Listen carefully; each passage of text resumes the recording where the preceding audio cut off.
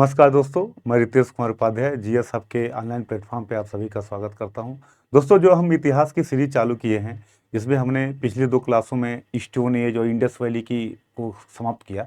आज हम एक नया टॉपिक और यूनिक टॉपिक लेके आपके सामने आए हैं, वैदिक काल। जो याद रखिएगा, ये इस बार मेंस में भी यहाँ से क्वेश्चन मिला। ये प्री का भी टॉपिक है, मेंस का भी टॉपिक है। और एक तरीके से ये हर व्यक्ति को अगर भारत में रहने तो जानना भी चाहिए कि कैसे इतिहास चालू होता है, वैदिक पीरियड क्या है, वैदिक साहित्य क्या है। तो यहाँ हम वैदिक काल, वैदिक साहित्य, इनको जानने की कोशिश करेंगे। अगर दोस्तों हम वैदिक काल की बात करें तो वैदिक काल को हम वैदिक काल का जो पूरा टाइम पीरियड कहते हैं, फ्रॉम 1500 BC टू 600 BC। पूरा टाइम पीरियड हमारा जो आता है 1500 BC से लेके 600 BC के काल को हम वैदिक काल कहते हैं। वैदिक काल को हम 2 भागों में डिवाइड करते हैं। फर्स्ट, ऋग वैदिक पीरियड,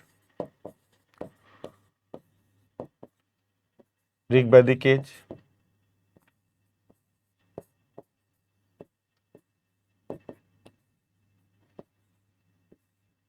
ऋग वैदिक काल।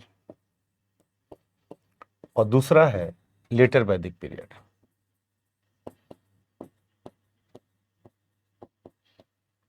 लेटर वैदिक एज मतलब उत्तर वैदिक काल।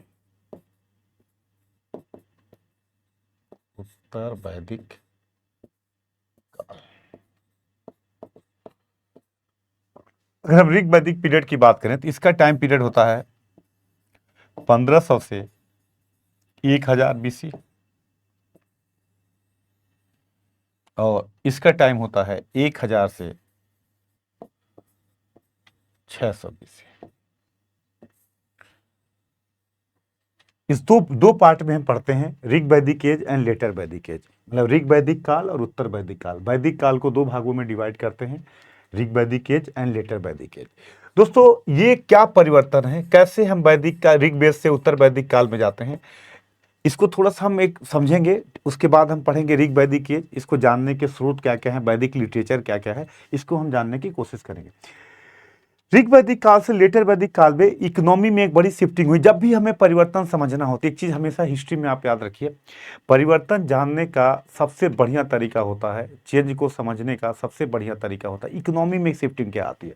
अगर आप देखोगे ऋग वैदिक पीरियड में मेन इकोनॉमी क्या है, एनिमल रेयरिंग, पशुपालन है। लेकिन जब हम लेटर वैदिक एज में आते हैं तो यहाँ पे एग्रीकल्चर प्राइमरी हो जाता है। और जाहिर सी बात है, जब एग्रीकल्चर होगा तो अस्थायित्व होगा, तो राजा भूमि का मालिक होगा, राजा क्षेत्र बढ़ाने की कोशिश करेगा, तो काफ़ी चीज़ें परिवर्तित आएगी, हम इसको देखेंगे। अभी हम देखते हैं ऋग वैदिक पीरियड और लेटर वैदिक पीरियड को जानने के स्रोत क्या हैं, कैसे हम इनको जानते हैं। तो इनको जानने का स्रोत है वैदिक लिटरेचर। इसी के थ्रू हम वैदिक काल को पढ़ते हैं। वैदिक साहित्य जिसको हम कहते हैं, वैदिक काल को जानने का सबसे बड़ा सोर्स है वैदिक साहित्य, जिसको कहा जाता है वैदिक साहित्य, वैदिक लिटरेचर। मेंस का भी टॉपिक याद रखिएगा। वैदिक लिटरेचर से हम वैदिक पीरियड के बारे में जानकारी प्राप्त होती है, क्योंकि पुरातत्व आर्कोलॉजिकल एविडेंस काफ़ी कम मिलते हैं, लगभग न के बराबर मिलते हैं। तो हमारी पूरी डिपेंडेंसी इस पूरे पीरियड को जानने का वैदिक लिटरेचर ही है, जिसके थ्रू हम जानते हैं। अब वैदिक लिटरेचर में दोस्तों क्या आता है, फर्स्ट वेद,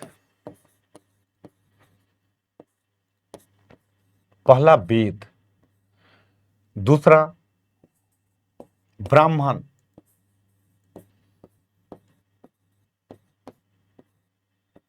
ब्राह्मण साहित्य,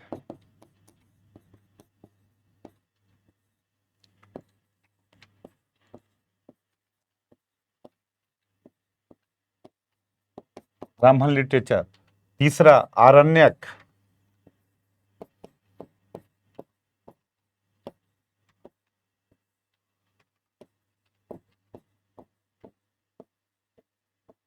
आरण्यक, और चौथा है उपनिषद।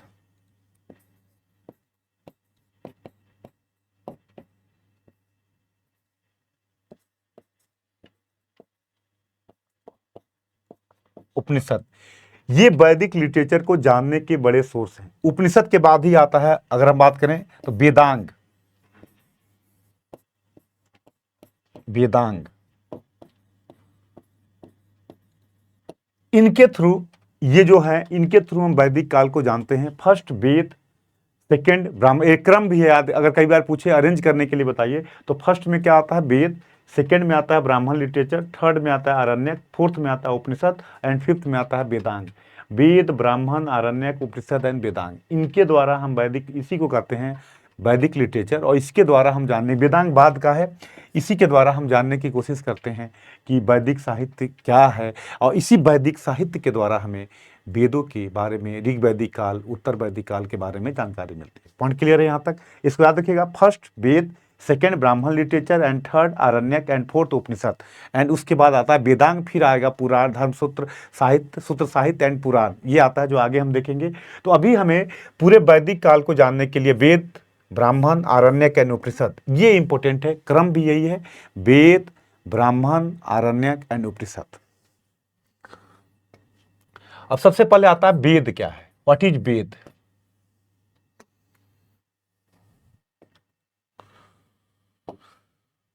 वेद क्या है? वेद का मतलब होता है ज्ञान, नॉलेज।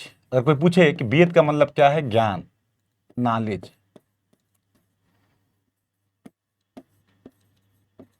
वेद को कहते हैं नॉलेज या ज्ञान। वेद क्या होता है, इसको कहा जाएगा ज्ञान या नॉलेज। वेद चार होते हैं, पहला है ऋग्वेद,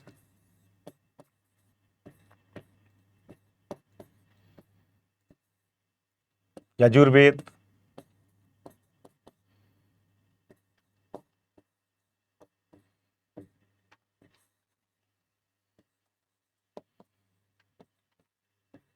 ऋग्वेद, तीसरा है सामवेद,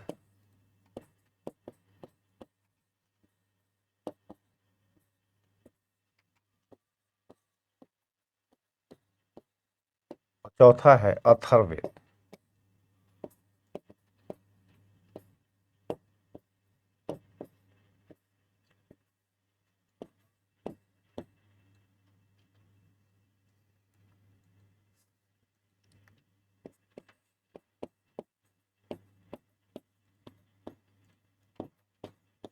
अथर्ववेद, ये चार वेद हैं, ऋग्वेद, यजुर्वेद, सामवेद, अथर्ववेद, जिसमें केवल हमें ऋग्वेद से ही ऋग वैदिक काल की पीरियड की जानकारी मिलती है। मतलब ऋग्वेद ही केवल ऋग वैदिक पीरियड की जानकारी देता है, मतलब 1500 से 1000 बीसी की जानकारी वनली गिवन बाय ऋग्वेद। और लेटर वैदिक एज में यजुर्वेद, सामवेद, अथर्ववेद, ये सभी उससे जानकारी देते हैं। तो सबसे पहला क्या हो गया, वेद का मतलब होता है नॉलेज। वेद चार हैं, ऋग्वेद, यजुर्वेद, सामवेद एंड अथर्ववेद। और वेद की अगर विशेषता बात करें, हम वेद की विशेषता की बात करें, कैरेक्टर ऑफ वेद, तो वेद क्या है, अपौरुषेय कहा जाता है। वेद को हम क्या कहते हैं, अपौरुषेय।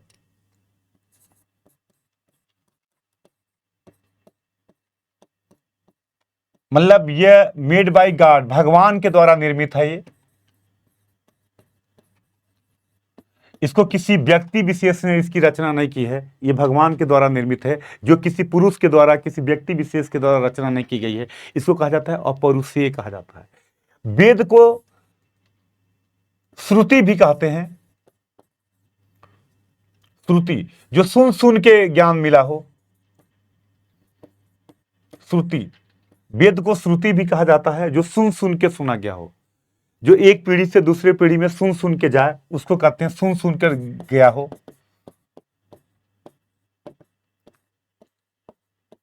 इसको श्रुति कहा जाता है। तो वेद क्या है, अपौरुषेय है। वेद क्या है, वेद श्रुति है, मतलब जो भगवान के द्वारा निर्मित है, जो ऋषि मुनियों ने ध्यान के मुद्रा में इसको जाना और एक पीढ़ी से दूसरी पीढ़ी तक पहुंचाना चालू कर दिया। तो वेद का लक्षण है, या पौरुषेय है, या श्रुति है, ये शाश्वत है।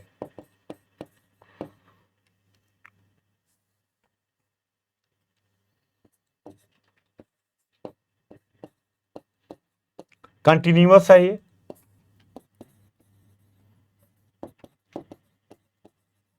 शाश्वत है, मतलब हमेशा चलता रहेगा, हमेशा रहेगा ये। तो वेद अपौरुषेय है, वेद को श्रुति कहा जाता है, वेद शाश्वत है, ये वेदों के लक्षण है।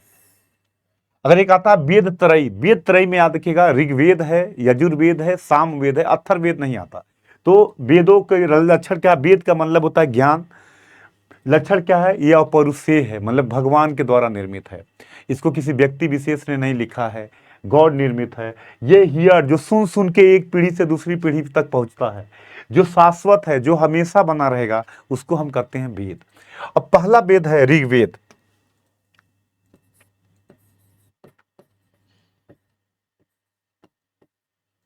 पहला है ऋग्वेद। ऋग्वेद में 10 मंडल हैं, 1028 सूक्त हैं। ऋग्वेद की 5 शाखाएं हैं, साकल, वास्कल,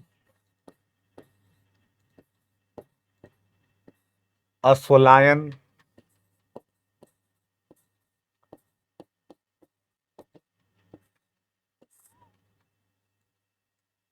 संखायन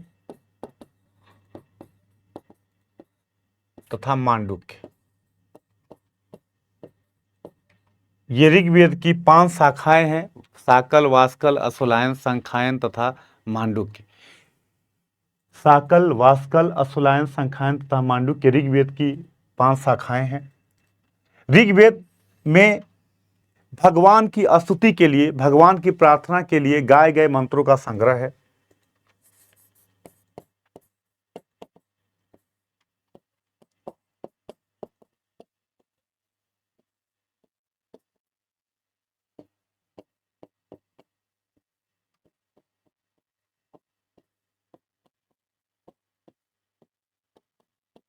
मंत्रों का संग्रह है।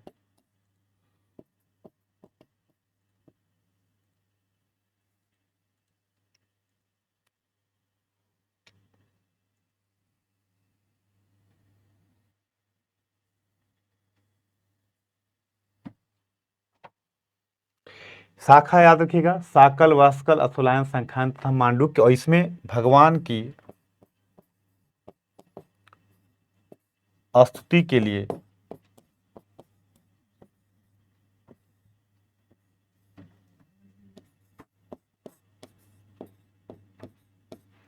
गाए गए मंत्रों का संग्रह है।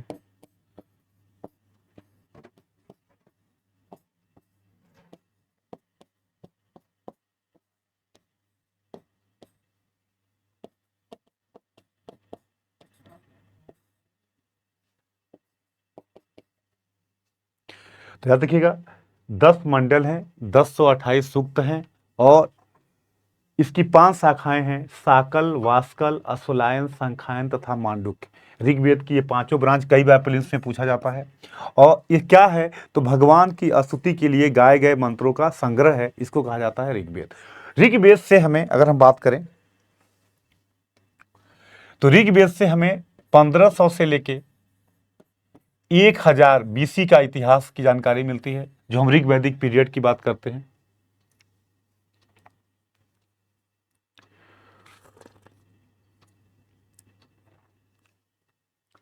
इसकी हम बात करते हैं, क्लियर। तो याद रखिएगा, ऋग्वेद 10 मंडल हैं, 1028 सूक्त हैं, 5 शाखाएं हैं इसकी, साकल, वास्कल, अश्वलायन, संखायन तथा मांडुक्य। इसमें 1500 से 1000 BC की जानकारी हमें मिलती है, ऋग्वेद के काल की पूरी जानकारी हमें मिलती है। और ये क्या है, तो भगवान की प्रार्थना के लिए गाए गए मंत्रों का संग्रह है। जब हम भगवान की स्तुति के लिए मंत्रों का गान करते हैं तो उसको हम कहा जाता है ऋग्वेद, कहा में जान मिलता है ऋग्वेद। और यह अपौरुषेय है पूरा। मैंने वेद का लक्षण बताया, याद रखिएगा, पूछे वेद क्या है, अपौरुषेय है, मतलब भगवान के द्वारा निर्मित है। ऋषि मुनियों को ध्यान के मुद्रा में इसकी जानकारी हुई और एक पीढ़ी से दूसरी पीढ़ी तक पहुंचाया गया, इसीलिए इसको कहते हैं श्रुति, सुन सुनकर जो आगे बढ़ा हो। तो लक्षण क्या हो गया, वेद श्रुति है, वेद अपौरुषेय है, वेद नित्य है, कंटिन्यूअस है, मतलब जब तक सृष्टि रहेगी ये हमेशा चलता रहेगा। और वेद का मतलब क्या होता है, नॉलेज। वेद को क्या कहेंगे, ज्ञान। तो पहला ऋग्वेद मैंने बताया कि 10 मंडल, 1028 सूक्त, 5 शाखाएं, साकल, वास्कल, अश्वलायन, संखायन तथा मांडुक्य। और ऋग्वेद में 1500 से 1000 BC के बारे में जानकारी, हमें पूरा पॉलिटिकल, सामाजिक जो इतिहास की जानकारी मिलती है यहीं से मिलती है। और हमने बताया कि यह क्या है, तो भगवान की स्तुति के लिए गाए गए मंत्रों का संग्रह है, जिसके द्वारा हम इसको जानकारी मिलती है। Point clear. अब देखिए, दूसरा है यजुर्वेद।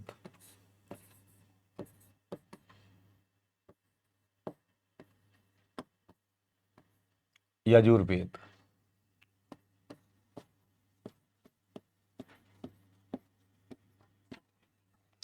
यजुर्वेद क्या है? यज्ञ के अवसर पे यज्ञ को कराने के लिए गाए गए मंत्रों का संग्रह है।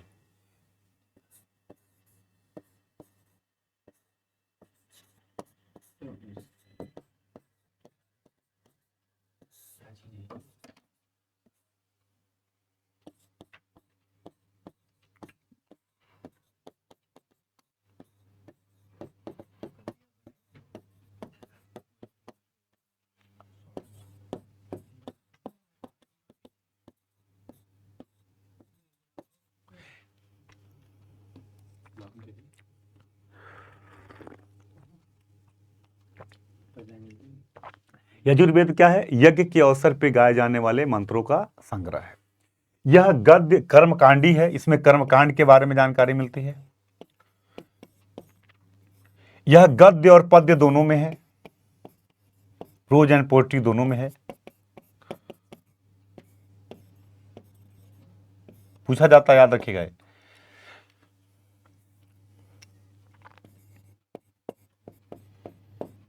यह गद्य और पद्य दोनों में है। यज्ञ के अवसर पे गाए जाने वाले मंत्रों का संग्रह है। कर्मकांडी है, यजुर्वेद को कर्मकांडी वेद कहा जाता है। यह गद्य और पद्य दोनों में है। और इसके बाद याद रखिएगा,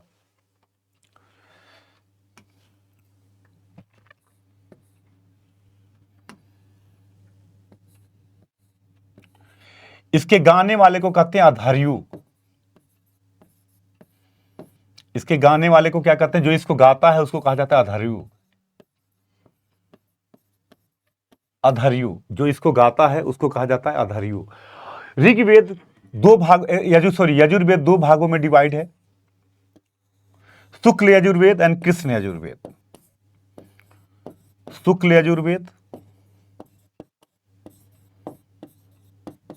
एंड कृष्ण यजुर्वेद।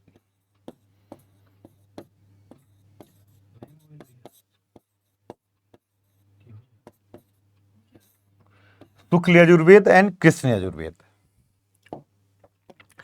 अब अगर हम बात करें, शुक्ल यजुर्वेद को यूपी पीसीएस ने पूछा, वार्ष्णेय संहिता कहा जाता है, क्योंकि याकलव्य ऋषि के पिता थे वार्ष्णेय और इन्हीं के नाम पे इसको वार्ष्णेय संहिता भी कहा जाता है। वार्ष्णेय संहिता, ये पूछा गया है, यूपी पीसीएस में आ चुका है क्वेश्चन कि वार्ष्णेय संहिता कौन है? शुक्ल यजुर्वेद को। शुक्ल यजुर्वेद को वार्ष्णेय संहिता भी कहा जाता है। अब आता है कृष्ण यजुर्वेद। अगर हम बात करें तो इनकी कई शाखाएं हैं। जैसे कृष्ण यजुर्वेद की जो शाखा है वो है काठक, यहां लिखते हैं हम, मतलब अभी तक याद रखिएगा कि यजुर्वेद दो भागों में डिवाइड है, शुक्ल यजुर्वेद और कृष्ण यजुर्वेद। मतलब हम ऐसे देखें अगर, तो यजुर्वेद की दो शाखाएं हैं। एक शाखा है शुक्ल यजुर्वेद,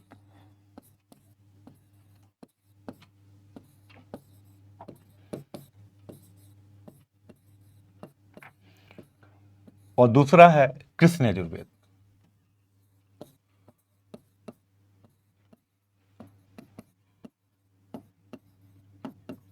यजुर्वेद, शुक्ल यजुर्वेद को हमने बताया क्या कहते हैं? वार्ष्णेय संहिता।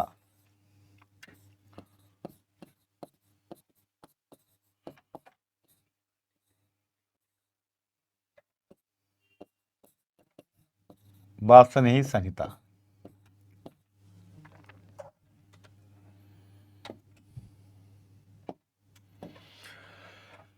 शुक्ल यजुर्वेद की शाखाएं हैं कान्व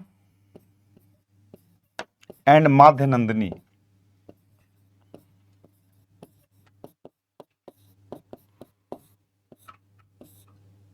कान एंड माध्य नंदिनी। और कृष्ण यजुर्वेद की शाखाएं हैं काठक, ये पूछा जाता है सब क्वेश्चन यार, कपिष्ठल,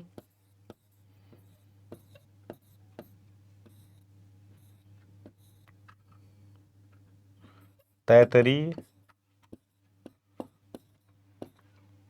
मैत्रायणी।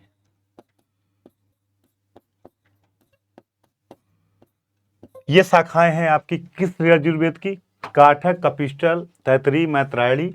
और शुक्ल यजुर्वेद की शाखा है कान्य और मध्यनंदिनी। और शुक्ल यजुर्वेद को कहा जाता है वार्ष्णेय संहिता।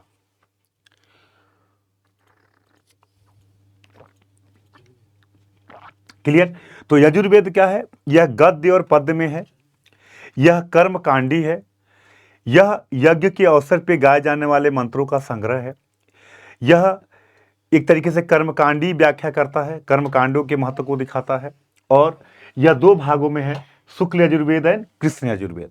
शुक्ल यजुर्वेद की शाखाएं हैं कान्य एंड माधवनंदिनी, और कृष्ण यजुर्वेद की शाखा है काठक, कपिस्टल, तैतरी और मैत्रायणी। क्लियर? ये है। अब आता है कि यजुर्वेद के बाद, यजुर्वेद के गाने वाले को क्या कहते हैं? अधार्यु कहा जाता है। यजुर्वेद के बाद आता है सामवेद।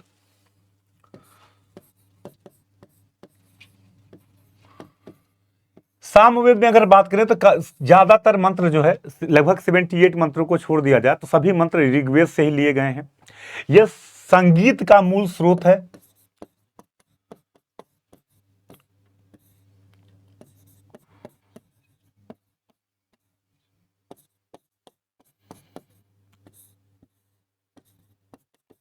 और सामवेद का वेदों में काफी महत्व है। कहते हैं कि सामवेद को वेदों में काफी महत्व बताया गया है इसका। किस ने भी इसके महत्व को काफी बताया है, ऋग्वेद में भी इसके महत्व को काफी बताया गया है सामवेद को। इसकी शाखाएं हैं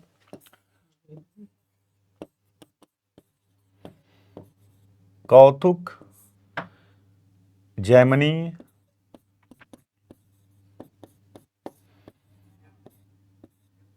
और रणनीय। ये इनकी शाखाएं हैं। सामवेद के बाद आता है अगला वेद है, सामवेद के गाने वाले को कहा जाता है उद्गाता। उद्गाता, सामवेद को जो गाता है उसको कहते हैं उद्गाता। उद्गाता, इसको कहा जाता है उद्गाता। और इसके बाद आता है अथर्ववेद।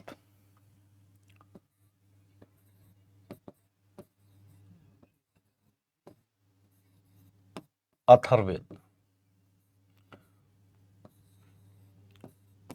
अथर्ववेद को एक तरीके से कहते हैं पारलौकिक नहीं, जीवन के सुख दुख, जीवनी जो जीवन की समस्याएं हैं इनके बारे में भी वर्णन करता है। जीवन का सुख दुख क्या है परिवर्तन, इनके बारे, मतलब एक तरीके से हम बात करें तो लौकिक जीवन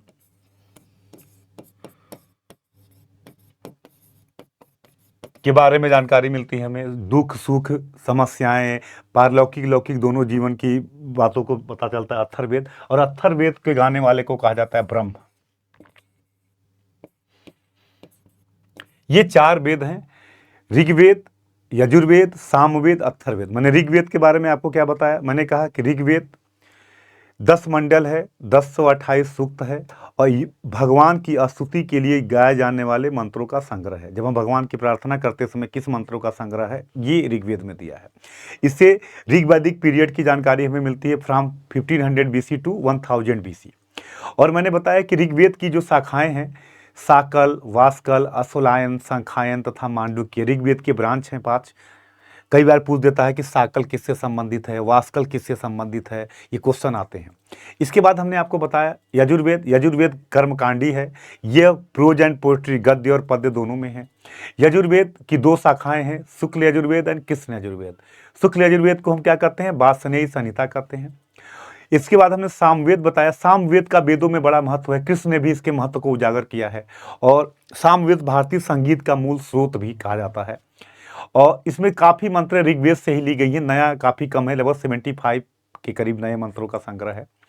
इसमें अथर्ववेद आता है। अथर्ववेद में वर्तमान जीवन की समस्याएं, सुख दुख, जादू टोना, इन सब चीज की जानकारी हमें मिलती है। इसको गाने वाले को ब्रह्म कहते हैं। तो कई बार क्वेश्चन ऐसे भी पूछता है, होत्री, होत्री कौन है? जो ऋग्वेद को गाता है, जो ऋग्वेद को गाता है उसको कहते हैं होत्री। जो यजुर्वेद को गाता है उसको कहते हैं अधार्यु। ये याद रखिए, क्वेश्चन है। यजुर्वेद को जो गाता है उसको कहते हैं अधार्यु। जो सामवेद को गाता है उसको कहते हैं उद्गाता। उद्गाता जो सामवेद को गाता है। और जो अथर्ववेद को गाता है उसको कहा जाता है ब्रह्म।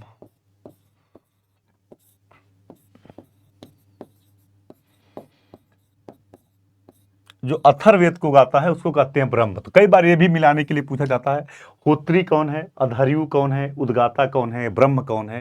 तो ये चारों वेदों से जुड़े हैं। ऋग्वेद के लिए होत्री, यजुर्वेद के लिए अधर्यु, सामवेद को उद्गाता, और जो यज्ञ का निरीक्षण करता है वो होता है ब्रह्म, जो अथर्ववेद से जुड़ा होता है। तो मैंने अभी बताया आपको कि वैदिक साहित्य का पहला पार्ट क्या है, वेद। वेद का मतलब क्या होता है, नॉलेज। वेद क्या है, अपौरुषेय, जो गॉड निर्मित हो, भगवान के द्वारा निर्मित हो। वेद क्या है, नित्य। वेद क्या है, शाश्वत। वेद क्या है, चार है, ऋग्वेद, यजुर्वेद, सामवेद एंड अथर्ववेद। मैंने बताया चारों वेद की विशेषता क्या है। अब आइएगा, अब आता वेद के बाद दूसरा वैदिक साहित्य आता है ब्राह्मण।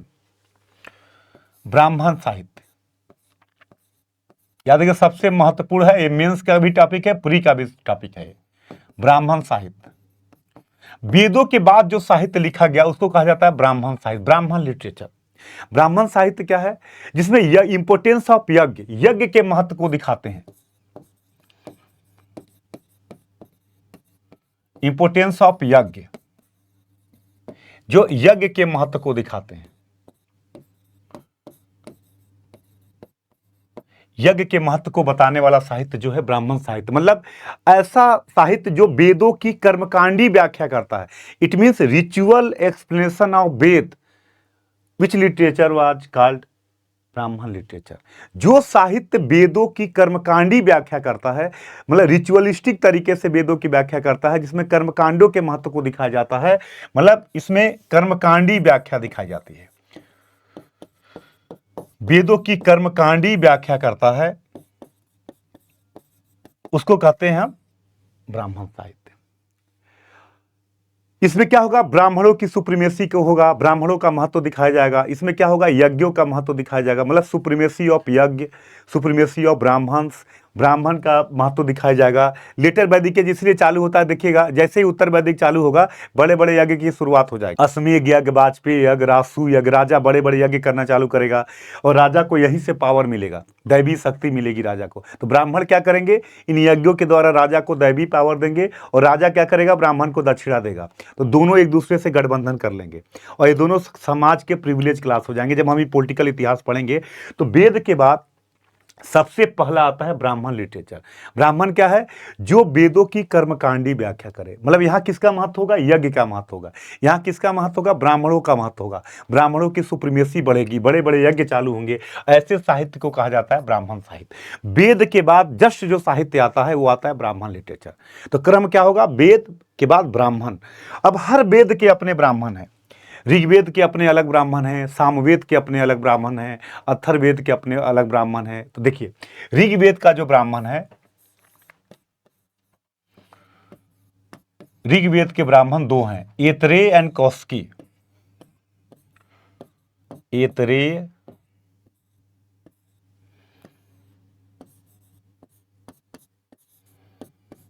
एंड कौस्तुकी।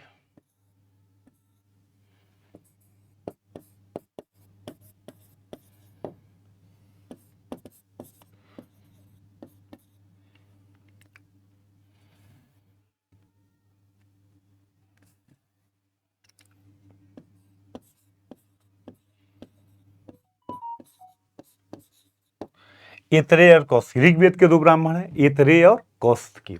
दूसरा, जब हम आते हैं यजुर्वेद के ब्राह्मण,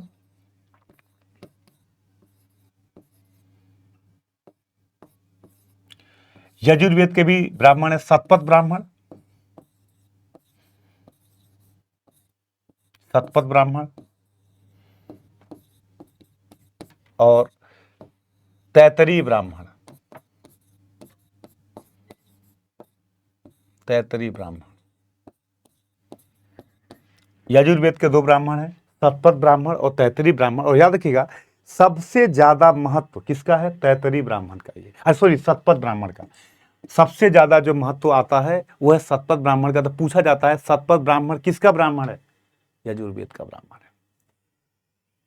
सामवेद के ब्राह्मण जो हैं,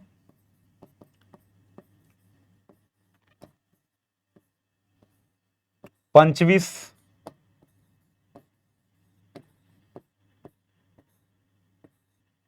खड़बिस,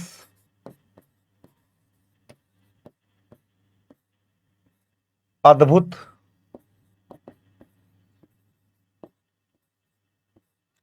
एंड जैमिनी। ये हैं आपके सामवेद के ब्राह्मण, पंचविश, खडविश, अद्भुत एंड जैमिनी। इससे हमें सामवेद के ब्राह्मण ग्रंथ है जो सामवेद की कर्मकांडी व्याख्या को दिखाते हैं। तीसरा है अथर्ववेद। अथर्ववेद का ब्राह्मण है गोपथ ब्राह्मण, गोपथ ब्राह्मण। तो ये है ब्राह्मण साहित्य। तो वेद के बाद क्या आएंगे? ब्राह्मण। ब्राह्मण क्या है? जो वेदों की कर्मकांडी व्याख्या करते हो, जो वेदों में यज्ञों के महत्व को दिखाते हो, जो ब्राह्मणों की सुप्रीमेसी को दिखाते हो, ऐसे साहित्य को, तो अगर एक लाइन में लिखना हो, ऐसे साहित्य जो वेदों की कर्मकांडी व्याख्या करते हैं उनको कहते हैं ब्राह्मण साहित्य। तो वेद के बाद दूसरा लिटरेचर जो लिखा गया वो लिखा गया ब्राह्मण साहित्य। तो आप देखोगे 1000 बीसी के समय, 1000 से 600 जब हम लेटर वैदिक एज पढ़ेंगे तो यहाँ ब्राह्मणों का महत्व तो दिखाई देगा। राजा को पावर कौन देगा? ब्राह्मण देगा। यही बड़े बड़े यज्ञ चालू होंगे, अश्वमेध यज्ञ, वाजपेयी यज्ञ, रासु यज्ञ, ये सब यज्ञ चालू होंगे। इस यज्ञ के द्वारा ब्राह्मण क्या करेगा? राजा को दैवी शक्ति देगा। और राजा क्या देगा? ब्राह्मण को पैसा दक्षिणा देगा। और ब्राह्मण और क्षत्रिय समाज के दो प्रिविलेज क्लास बनेंगे, विशेषाधिकार वर्ग, जो प्रोडक्शन तो नहीं करेंगे, ये प्रोडक्शन पे इनका पूरा नियंत्रण होगा। तो कहते हैं कि लेटर वैदिक एज में समाज दो भागों में डिवाइड हो गया, privilege class and non privilege class. Privilege class में कौन आएंगे? ब्राह्मण एंड क्षत्रिय। और नॉन प्रिविलेज में कौन आएंगे? वैश्य एंड शूद्र। तो ये हम देखेंगे। तो यह याद रखिएगा जब इस कॉन्सेप्ट का हम वहाँ यूज करेंगे लिटरेचर का, क्योंकि आपके दिमाग में पहला क्वेश्चन आना चाहिए कि हमें जानकारी कैसे मिलती है, हम कैसे जानते हैं, इसके बारे में कैसे जानेंगे। तो जानने का एक ही तरीका है, वो तरीका क्या है? साहित्य। मतलब पूरे वैदिक काल में पुरातात्विक साक्ष्य न के बराबर मिले हैं, तो हमारा पूरी निर्भरता किस पे है? वैदिक साहित्य पे। तो मैंने पहले ही आपको बताया कि वैदिक साहित्य क्या है? दो भागों में डिवाइड है, ऋग वैदिक पीरियड एंड लेटर वैदिक पीरियड। ऋग वैदिक पीरियड मैंने आपको बताया कि 1500 से 1000 बीसी के काल को क्या कहते हैं? ऋग वैदिक पीरियड। तो ऋग वैदिक पीरियड की जानकारी कौन देगा? केवल ऋग्वेद देगा। लेकिन जब हम 1000 से 600 बीसी की बात करते हैं तो उसकी जानकारी हमें यजुर्वेद से मिलती है, सामवेद से मिलती है, अथर्ववेद से मिलती है, हमें ब्राह्मण लिटरेचर से मिलती है। तो ब्राह्मण क्लियर हो गया। अगर कोई पूछता है ब्राह्मण साहित्य, मेंस में भी क्वेश्चन है पूछेगा, क्योंकि साहित्य आपके मेंस का पार्ट है कि ब्राह्मण साहित्य पे टिप्पणी करिए। तो बताइएगा, वेद के बाद लिखी गई साहित्य को ब्राह्मण साहित्य कहते हैं, जिसमें वेदों की कर्मकांडी व्याख्या की गई है। It means ritual explanation of Veda called Brahmana literature. जो वेदों की कर्मकांडी व्याख्या करता है उसको ब्राह्मण साहित्य कहते हैं। इट मीन्स यहाँ यज्ञ का महत्व होगा, यहाँ कर्मकांडों का महत्व होगा, यहाँ ब्राह्मणों का महत्व होगा, इसको कहेंगे ब्राह्मण साहित्य। हर वेद के अपने ब्राह्मण हैं। ऋग्वेद का ब्राह्मण मैंने क्या बताया? ऐतरेय एंड कौशिकी। यजुर्वेद का मैंने क्या बताया? शतपथ ब्राह्मण एंड तैतरीय ब्राह्मण। सामवेद का हमने क्या बताया? पंचविश, खडविश, अद्भुत, जैमिनी। अथर्ववेद का मैंने क्या बताया? गोपथ ब्राह्मण। तो क्लियर हो गया ब्राह्मण ग्रंथ। अब आता है तीसरा साहित्य है आरण्यक। आरण्यक, अरण्य, अरण्य का मतलब भी आप जानते हो द फॉरेस्ट, जंगल होता है। ऐसे साहित्य जो जंगलों में लिखे गए,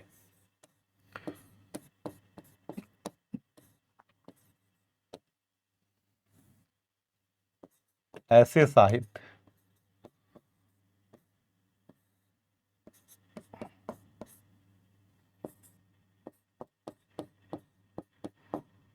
जो जंगलों में लिखे गए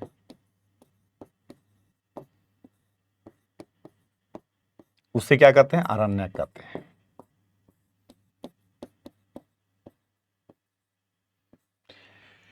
मतलब जब ब्राह्मण के बाद अब क्या हुआ? अब देखिए सब कॉमन सेंस, जब ब्राह्मणों की सुप्रीमेसी काफी बढ़ेगी, कर्मकांडों का महत्व तो काफी बढ़ेगा, तो अब एक विचारधारा आएगी जो इसको कंट्रोल किया जाए। तो अब सीधे तो कंट्रोल होगा नहीं, तो दूर जाके लोग यहाँ पे किसकी बात करेंगे? चिंतन करेंगे। यहाँ पे ज्ञान और चिंतन की बात चालू हो जाएगी। कर्मकांडों के महत्व को कम करने की बात की जाएगी। यहाँ पे नॉलेज, चिंता, चिंतन, विचारों को कैसे लाया जाए, एक नई तरह की विचारधारा आनी चालू हो जाएगी। ऐसे साहित्य को कहा जाता है आरण्यक। आरण्यक के बाद जो वेदों वैदिक साहित्य का अगला पार्ट है वो होता है उपनिषद।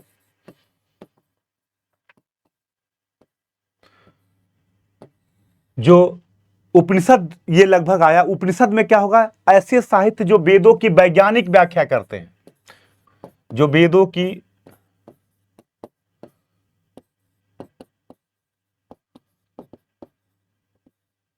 वैज्ञानिक व्याख्या करते हैं।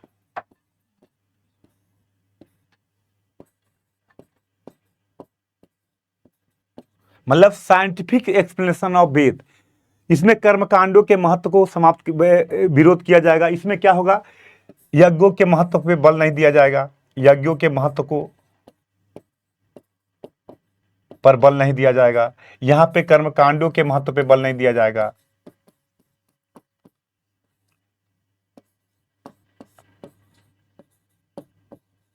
न यज्ञ के महत्व पे बल दिया जाएगा, न कर्मकांड के महत्व पे दिया जाएगा। यहाँ पे चिंतन की बात, यहाँ ब्रह्म की अवधारणा आएगी। मतलब जो वेदों की वैज्ञानिक, जो तार्किकता की बात करता हो, जो तार्किक हो, उसको कहेंगे उपनिषद। इसलिए उपनिषद का विरोध नहीं होता। इसमें जो कुछ भी चीजें हैं वैज्ञानिक तरीके से, तार्किक तरीके से प्रूव्ड हैं। तो यह जो आता है, इसको मतलब आप सोचो, इसका मतलब कि कर्मकांडों का विरोध यहाँ भी इंटरनल रिफॉर्म है ये वैदिक धर्म का। जब ब्राह्मणों की सुप्रीमेसी काफी बढ़ गई, जब यज्ञ कर्मकांड बढ़ गए, तो धीरे धीरे अंदर ही विरोध की भावना आने लगी, और उस विरोध का एक प्रतिक्रिया उपनिषद के रूप में, जो बाहर तो विरोध जैन और बौद्ध कर रहे थे, अंदर में उपनिषद एकेश्वरवाद की बात करना, ब्रह्म की अवधारणा को लागू करना, कर्मकांडों का विरोध करना, वेदों की तार्किक व्याख्या करना, इस तरीके से 600 BC के करीब में इसको लागू करने की कोशिश की गई। तो इसका मतलब कि अगर कोई पूछे कि वैदिक लिटरेचर में क्या क्या आएगा, तो सबसे पहले वेद आएगा, वेद, फिर क्या आएगा, ब्राह्मण आएंगे। ये क्वेश्चन कई बार पूछा जाता है। फिर क्या आएंगे, आरण्यक आएंगे, और फिर क्या आएगा, उपनिषद आएगा। ये क्रम होता है, वेद, ब्राह्मण, आरण्यक एंड उपनिषद, इसको कहते हैं वैदिक लिटरेचर। और इसी के बाद अगला आता है वेदांग, जो 6 वेदांग है। इसी के बाद अगला आता है वेदांग, जिसमें 6 है, शिक्षा है, कल्प है, निरुक्त है, छंद है, ज्योतिष है, व्याकरण है। ये 6 वेदांग होते हैं, मतलब वेदों की सरल व्याख्या करने के लिए। जैसे जो कठिन चीजें हैं आम आदमी समझ नहीं पाएगा, तो वेदों की सरल व्याख्या करने के लिए, इजी एक्सप्लेनेशन करने के लिए वेदांग की रचना की गई। तो अगर कोई पूछे कि वेदांग क्या है, तो वेदों की सरल और इजी व्याख्या जो करने की बात की गई, उसको कहा जाता है वेदांग। वेदांग में सबसे पहले क्या आता है, शिक्षा।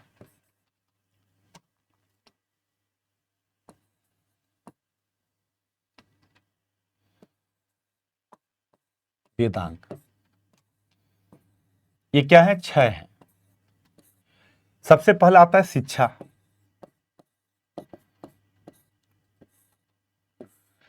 वैदिक मंत्रों का शुद्ध उच्चारण करने के लिए।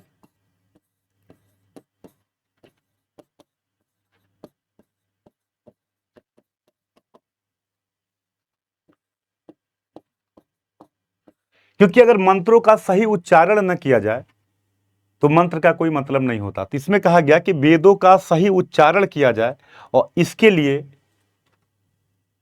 शिक्षा का वो किया गया। और इसका सबसे प्राचीनतम ग्रंथ है प्रतिशाख्य। प्रतिशाख्य, अगर पूछा जाएगा शिक्षा से संबंधित सबसे प्राचीनतम ग्रंथ कौन है, इसको मोटे लाइन में कर लीजिएगा, वो है प्रतिशाख्य। तो स्वरों का शुद्ध उच्चारण करने के लिए अब इसकी तुलना हम शरीर के किस अंग से करेंगे, किससे करना चाहिए बताइए। शिक्षा क्या है, अगर कोई पूछे कि शिक्षा को शरीर के किस अंग से तुलना की जाए, तो क्या होना चाहिए, सोचिए फिर बताइए। शिक्षा, फिर होगा कल्प। कल्प में क्या होगा, यज्ञ और नियमों का, विधि और नियमों की बात की जाए, विधि और नियम की बात की जाएगी।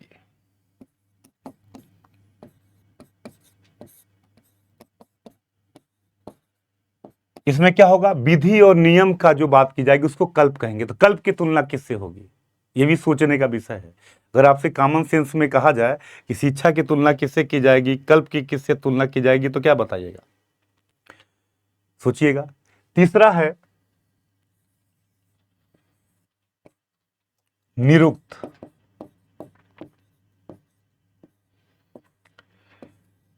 वेदों के कठिन शब्दों की व्याख्या करने के लिए, वेदों के कठिन शब्दों की व्याख्या करने के लिए इसको लाया गया। जो वेदों के कठिन शब्द हैं उसकी व्याख्या करने के लिए इसका किया गया। यास्क ने निरुक्त नामक ग्रंथ भी लिखा।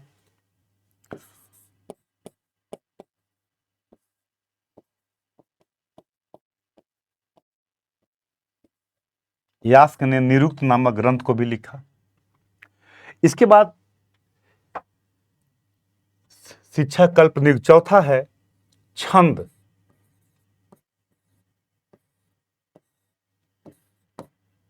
अगर छंद ना हो तो वेदों को सही तरीके से जान नहीं पाएंगे, तो चौथा कहा गया छंदों की वो किया गया। और इसके बाद मतलब आपका कौन कौन हो गया? शिक्षा हो गया, कल्प हो गया, निरुक्त हो गया, छंद हो गया। इसके बाद आता व्याकरण।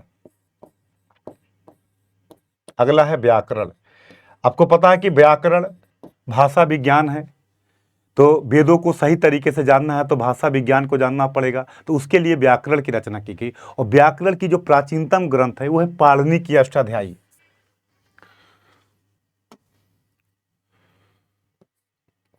व्याकरण के लिए वो है पाणिनि की अष्टाध्यायी।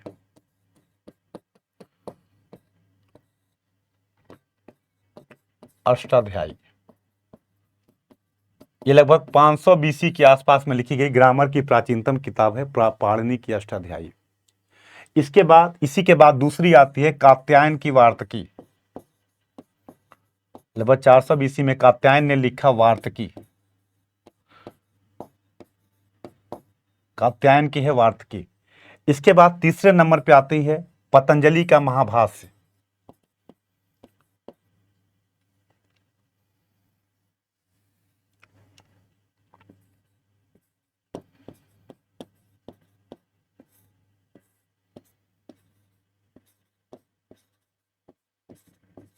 पतंजलि का महाभाष्य तीसरे नंबर पे हम बात करते हैं, तो आता है पतंजलि का महाभाष्य। मतलब पाणिनि का अष्टाध्यायी, कात्यायन की वार्तकी, पतंजलि का महाभाष्य, ये व्याकरण संबंधी किताबें हैं जिससे व्याकरण की जानकारी मिलती है। और अंतिम है ज्योतिष।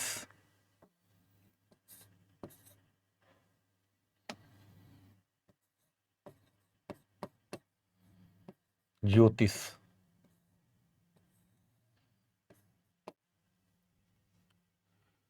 ये 6 जो वेदों की सरल व्याख्या करने के लिए लिखा गया, ये 6 साहित्य हैं जिसके द्वारा हमें वेदांग जिसको कहते हैं, जो वेदों की सरल व्याख्या करते हैं, सरल तरीके से वेदों को बताने की बात करते हैं, इनको कहते हैं वेदांग।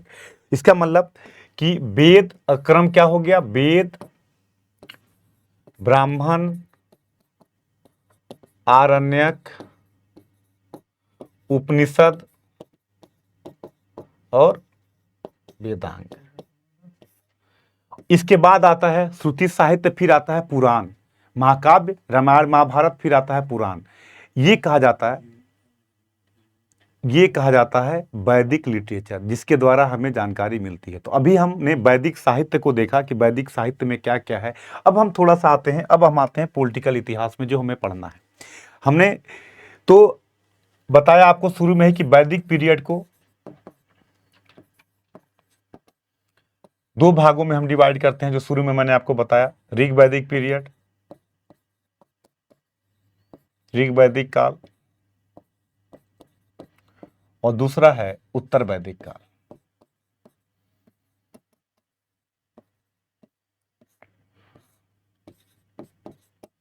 पूरा काल हमने आपको बताया था 1500 से 600 बीसी, और ऋग वैदिक पीरियड को हमने कहा था 1500 से 1000 बीसी, और लेटर वैदिक एज को मैंने कहा था 1000 से 600 बीसी। 1500 से 1000 बीसी एंड 1000 से 600 बीसी। तो अब हम पढ़ेंगे ऋग वैदिक पीरियड। ऋग वैदिक काल को जानने की कोशिश करेंगे कि क्या है, कैसे है।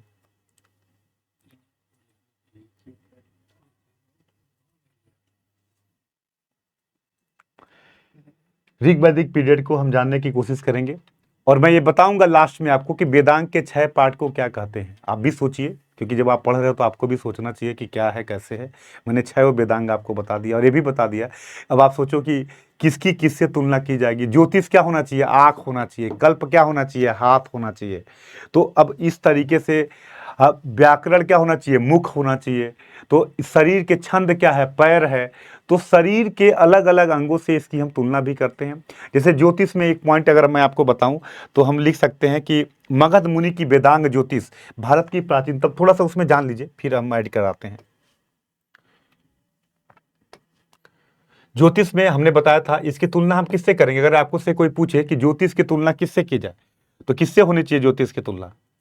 आंख से होगी। अब ज्योतिष क्या होगा? तो इस भारत की मगध मुनि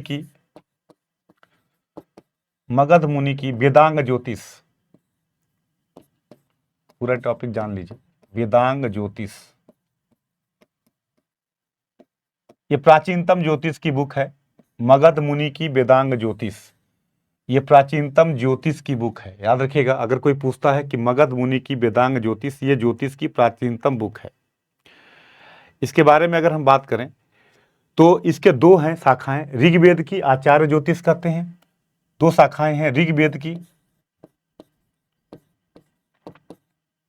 आचार्य ज्योतिष,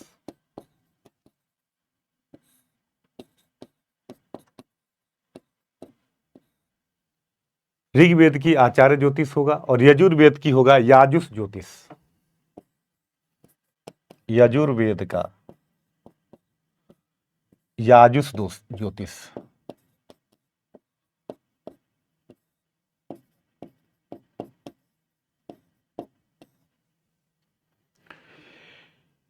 ये 6 भाग हैं। अब अगर हम देखें तो शिक्षा क्या हो गया? शिक्षा नहीं होगा तो नाक कट गई। क्या कहते हैं? शिक्षा नहीं है तो आपकी नाक कट गई, बेकार है, आपकी इज्जत खत्म हो गई आपकी। तो शिक्षा क्या होगा? नाक होगा। अगर हम बात करें तो तुलना किससे करते हैं? शिक्षा नाक हो गई। कल्प हाथ हो गया। कल्प क्या हो गया? आपके हाथ हो गए। निरुक्त क्या हो गया? कान हो गए आपके। छंद क्या हो गया? पैर हो गए आपके। और व्याकरण क्या हो गया? मुख हो गए आपके। और ज्योतिष क्या हो गए? आंख हो गए आपके। ये शरीर के 6 अंगों से इसकी तुलना करते हैं। शिक्षा नहीं है तो नाक कट गई, बेकार है, बेइज्जती हो जाएगी आपकी। अगर आप पढ़े लिखे नहीं हैं, कहीं बोल दिए तो लोग कहेंगे बेवकूफ टाइप का आदमी है। तो शिक्षा क्या है? आपकी नाक है। कल्प क्या है? हाथ है। भाई कोई भी कुछ भी करने के लिए नियम हाथ चाहिए ना। तो क्या है? विधि नियमों को लागू करने के लिए हाथ कैसे करेंगे आप? तो हाथ है। निरुक्त क्या है? कठिन शब्दों की व्याख्या करना है तो सुनना पड़ेगा, कान है ये। छंद क्या है? पैर है, चलना जरूर। छंद के बिना मंत्र चलेंगे ही नहीं। जब तक मंत्र उच्चारण सही बोलने के लिए छंदों की रचना नहीं होगी तो मंत्र आगे बढ़ेंगे ही नहीं। व्याकरण क्या है? मुख है। और ज्योतिष क्या है? पूर्व जन्म के बारे में जान लेंगे, आंख है आपका। तो ये वेदांग हैं जो 6 अंगों से इनकी तुलना की जाती है। और मैंने किताबें भी, अगर कोई पूछे भारत की ज्योतिष की प्राचीनतम बुक कौन है? मगध मुनि की वेदांग ज्योतिष। अगर कोई पूछता है क्या है शिक्षा संबंधी प्राचीनतम ग्रंथ कौन है? प्रतिशाख्य है। ये क्वेश्चन आप कभी भी पूछे, शिक्षा के संबंध में भारत का प्राचीनतम ग्रंथ कौन है? प्रतिशाख्य। मगध मुनि की क्या है? वेदांग ज्योतिष है। ये पूरा का पूरा आपका क्या होगा? ये रहा। व्याकरण संबंधी प्राचीनतम ग्रंथ कौन है? पाणिनि की अष्टाध्यायी। उसके बाद कौन आए? ये क्रम पूछ दे, अगर यही क्वेश्चन आ जाए आपसे, पूछ दे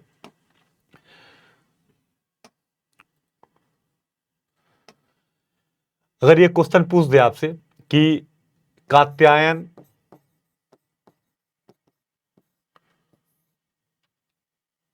पाणिनि, पतंजलि, जयादित्य और वामन, इनका क्रम मिलाइए, अरेंज करिए इनको। सबसे पहले कौन आएंगे, उसके बाद। ये सब व्याकरण की किताबें लिखे हैं। भारत में ग्रामर के जानने वाले ये सभी लोग हैं। सबसे पहले कौन आएगा? पाणिनि। पाणिनि के बाद कौन आएगा? कात्यायन। कात्यायन के बाद कौन आएगा? पतंजलि। इसके बाद आएंगे जयदित्य और वामन। तो अगर इस तरीके से क्वेश्चन आता है तो आप ऐसे बताइएगा। 6 हमने वेदांग आपको बता दिया, तो आपको मैंने वेद बता दिया, आपको मैंने ब्राह्मण बता, ये मेंस का एक फुल टॉपिक है। आपको ब्राह्मण बता दिया, आपको मैंने आरण्यक बता दिया, आपको मैंने उपनिषद बता दिया। अब हम आते हैं जो इतिहास जानने के क्रम में आते हैं कि इतिहास क्या है, कैसे है, इसको जानेंगे हम। अब देखिए, तो हमने बताया कि वैदिक काल 2 भागों में डिवाइड है, ऋग वैदिक काल एंड उत्तर वैदिक काल। ऋग वैदिक काल को हम पढ़ते हैं। अब देखते हैं टॉपिक हमारा ऋग वैदिक पीरियड। ऋग वैदिक काल जो है आपका 1500 से 1000 बीसी तक। ऋग वैदिक पीरियड को हम 1500 से 1000 बीसी के बीच में देखते हैं। दोस्तों, ऋग वैदिक पीरियड क्या है? तो ऋग वैदिक पीरियड में अगर हम देखें तो सबसे पहले आर्य, आर्य की अवधारणा आती है यहां से। आर्य, आर्य कौन थे? आर्य का मतलब था श्रेष्ठ। अगर कोई पूछे आर्य कौन है, तो आर्य का मतलब होता है श्रेष्ठ। जो श्रेष्ठ हो वो आर्य है। आप देखते हो कि हे श्रेष्ठ पुत्र, ही आर्य पुत्र, मतलब हे श्रेष्ठ व्यक्ति, श्रेष्ठ, जो श्रेष्ठ हो वो आर्य है, नोबेल हो वो आर्य है। आर्य का मतलब क्या हो गया? जो सुप्रीम हो, नोबेल हो, जो श्रेष्ठ हो, उसको हम क्या कहते हैं? आर्य कहते हैं। तो आर्य कहां से आए, इसको लेके बड़ी इतिहासकारों में मतभेद है। कोई कुछ कहता है, कोई कुछ कहता है, तो हमें उसके चक्कर में नहीं पड़ना है। हमें जो नॉर्मली माना जाता है कि मिडिल एशिया से आए। आर्यों के बारे में कहते हैं कि ये मध्य एशिया से आए।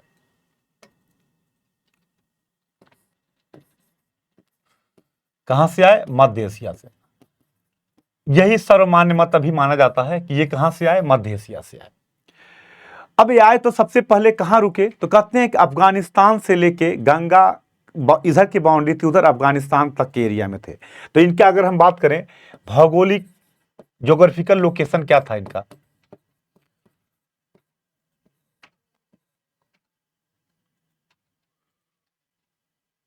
भौगोलिक स्थिति क्या थी? ज्योग्राफिकल लोकेशन क्या था? ये कहां रुके? तो सबसे पहला पॉइंट आता है ऋग्वेद में। आर्यों ने जहां सबसे पहले निवास किया उसको कहा जाता है सप्त सैंधव। आर्यों ने जहां सबसे पहले निवास किया उसको कहते हैं सप्त सैंधव। आर्य जहां सबसे पहले रहे उसको कहा जाता है संध सैंधव। और सब सैंधव क्या है? सिंधु की सहायक नदियां, मतलब जहां झेलम, बितस्ता, परुश्री, रावी, ये सब जो ये एरिया था, आर्यों ने सबसे पहले यहां निवास किया। मतलब सप्त सैंधव क्या है? आर्यों ने जहां सबसे पहले निवास किया।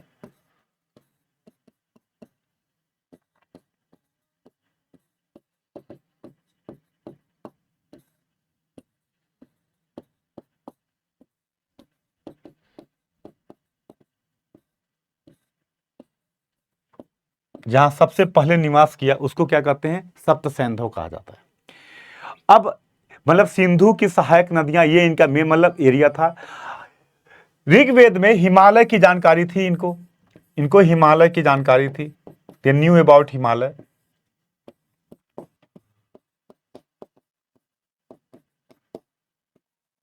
हिमालय की जानकारी थी। अब आप पूछोगे कैसे थी हिमालय की जानकारी? तो हिमालय की एक चोटी मुजवंत का वर्णन ऋग्वेद में है। हिमालय की एक चोटी है मुजवंत।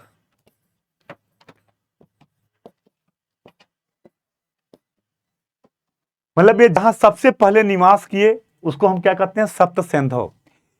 ये इनकी क्या है, मुजवंत, इनकी एक चोटी है मुजवंत। हिमालय की जानकारी थी। ऋग्वेद में जो सबसे पवित्र नदी है वो है सरस्वती। जो पोयस रिवर है वो है सरस्वती। सरस्वती को नदीत्मा कहा गया, नदियों में श्रेष्ठ। ऋग्वेद में सरस्वती को क्या कहते हैं? नदीत्मा कहा गया है, जो नदियों में श्रेष्ठ है। सिंधु का सबसे ज्यादा बार उल्लेख है ऋग्वेद में। ऋग्वेद में गंगा का 1 बार, यमुना का 3 बार उल्लेख है।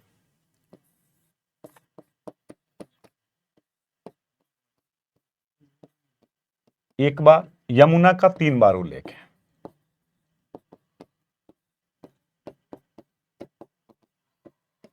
इट मीन्स हम कह सकते हैं कि गंगा यमुना इनकी बाउंड्री बनाती थी। मतलब ये अफगानिस्तान से लेके, अफगानिस्तान की नदियों का कुंभा, इनका नदियों का उल्लेख है। अफगानिस्तान से लेके हरियाणा वाले एरिया तक में गंगा यमुना इनकी बाउंड्री थी। यह आर्यों ने सबसे पहले निवास किया। अगर कोई पूछे कि आर्यों की भौगोलिक स्थिति के बारे में व्याख्या करिए तो आप क्या बोलिएगा? आर्य कहाँ से आए, कई इतिहासकारों में काफी मतभेद है, अलग अलग लोग अलग अलग बातें करते हैं, लेकिन हमें उससे मतलब नहीं है। हमारा मेन पर्पज है आर्य जो आए सप्त सिंधु, आर्यों के निवास स्थान को क्या कहा गया, सप्त सिंधु, जहां सबसे पहले उन्होंने निवास किया उसको कहते हैं सप्त सिंधु। मैंने आपको बताया जहां सबसे पहले निवास किया उसको क्या कहेंगे, सप्त सिंधु। आर्यों को हिमालय की जानकारी थी, ऋग्वेद में हिमालय के बारे में वर्णन मिलता है, हिमालय की एक चोटी है मुजवंत, इसकी जानकारी थी इनको। तीसरा हमने आपको बताया कि सरस्वती सबसे पवित्र नदी है, सिंधु का उल्लेख है, सिंधु का कई बार उल्लेख किया गया है, और गंगा का एक बार है, यमुना का 3 बार है। मतलब गंगा यमुना इनकी बाउंड्री बनाती थी, इसके बाहर अभी ये लोग नहीं आए थे।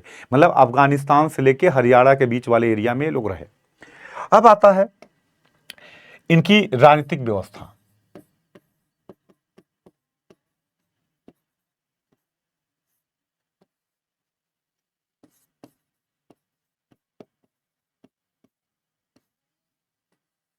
पॉलिटिकल कंडीशन की अगर हम बात करें तो यार, जैसे मैं आपको एक बड़ा सिंपल सा एग्जांपल देता हूं। अगर आप देखो, जैसे आप कहीं घूमने जाओ, 100-200 लोग मिल के जाएं, तो जो सबसे ताकतवर व्यक्ति होता है वो मार काट करने के लिए तैयार रहता है, वो राजा के रूप में हो जाता है।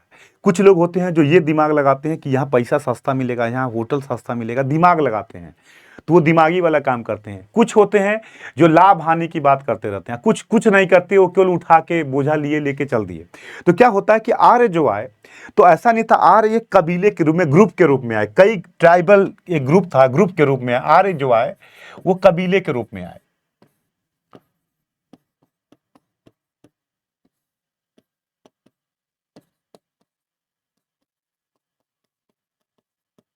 पांच जन की जानकारी मिलती है ऋग्वेद में। अनु, 5 जन थे, अनु, द्रुहा,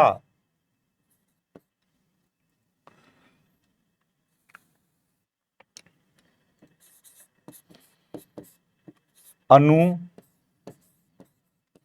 द्रुहा,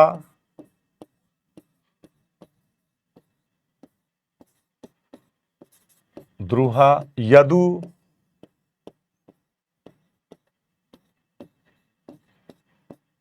पुरु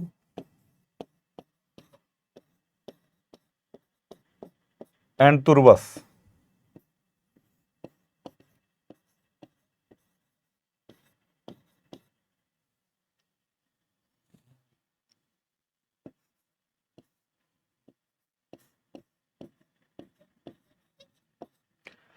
अनु, द्रुहा, यदु, पुरु, तुर्वस, ये 5 जन हैं। मतलब आर्य कई जन के रूप में, कई कबीले के रूप में आए, अलग अलग कबीले के रूप में आए। तो आर्य कहाँ से आए, मिडिल एशिया से आए। कहाँ रुके, तो मैंने आपको बताया 5 जन, कई कबीलों का नाम मिलता है, तो आर्यों के 5 जन है, जन थे, अनु, द्रुहा, यदु, पुरु, तुर्वस, ये 5 जन कहे जाते हैं। अब अगर आप मान लो आप कहीं जाओ, देखिए तब कूल होके मस्ती के साथ समझिएगा। अगर आप कहीं जाओ तो सबसे पहला चैलेंज आपको क्या मिलेगा, कहीं भी आप जाते हो तो सबसे पहला चैलेंज मिलेगा कि वहाँ के लोकल लोगों से आपको सर्वाइव करने के लिए संघर्ष करना पड़ेगा। कहीं भी आप जाइए, अगर बिजनेस करते हैं कहीं भी, तो जो लोकल जातियां होंगी उनसे संघर्ष करना पड़ेगा। मैंने कल आपको बताया था कि इंडस वैली का पतन क्या है, शहरी स्वरूप का पतन। ऐसा नहीं कि सभी लोग खत्म हो गए, तो लोकल ग्रामीण परिवेश के लोग थे, जिसको ऋग्वेद में दस्यु के रूप में देखा जाता था। तो इनसे भी इनका संघर्ष होगा। दूसरा संघर्ष, जो अन्य कबीले आएंगे उनसे भी सर्वाइव के लिए संघर्ष होगा, कंपटीशन होगा। तो आर्यों को 2 प्रकार के संघर्ष का सामना करना पड़ा। आर्यों को 2 प्रकार के संघर्ष का सामना करना पड़ा।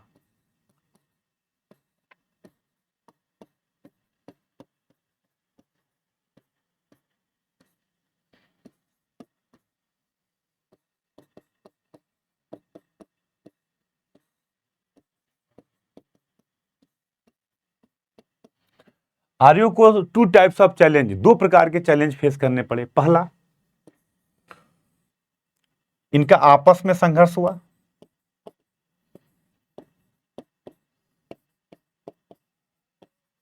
और दूसरा यहां के स्थानीय लोगों से संघर्ष हुआ। यही होता भी, आप कहीं भी जाइएगा स्थानीय लोगों से, तो यही 2 प्रकार के चैलेंज आपको मिलेंगे।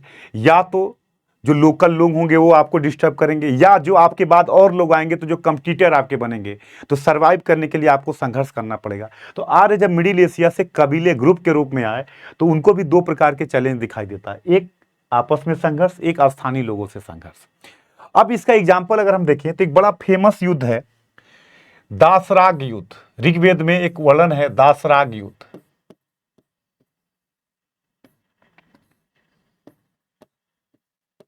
टेन किंग वार जिसको कहते हैं हम।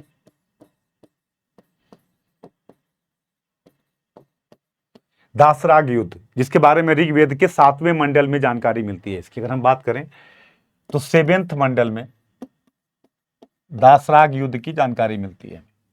यह क्या है? 10 राजाओं के बीच लड़ा गया युद्ध है, जिसमें एक तरफ कौन थे? भरत क्लेन के सुदास,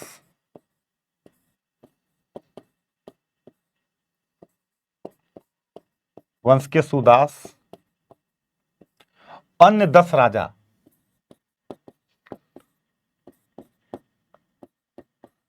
जिसमें पंचजन्य थे जो अभी मैंने बताया, और अनार्य थे जो यहाँ की अन्य जातियां थी। ये दोनों मिलके लड़े। पंचजन्य में मैंने आपको बताया अनु, द्रुहा, यदु, पुरु, तुर्वस। यहाँ क्या है? अनिल, पक्त, शिव, भिसारिन, ये जनजातियां थी। ये पांचों लोग मिलके लड़े। और भरत वंश के राजा सुदास, इनके पुरोहित थे वशिष्ठ, इनके पुरोहित थे विश्वामित्र। वशिष्ठ और इनके पुरोहित थे विश्वामित्र।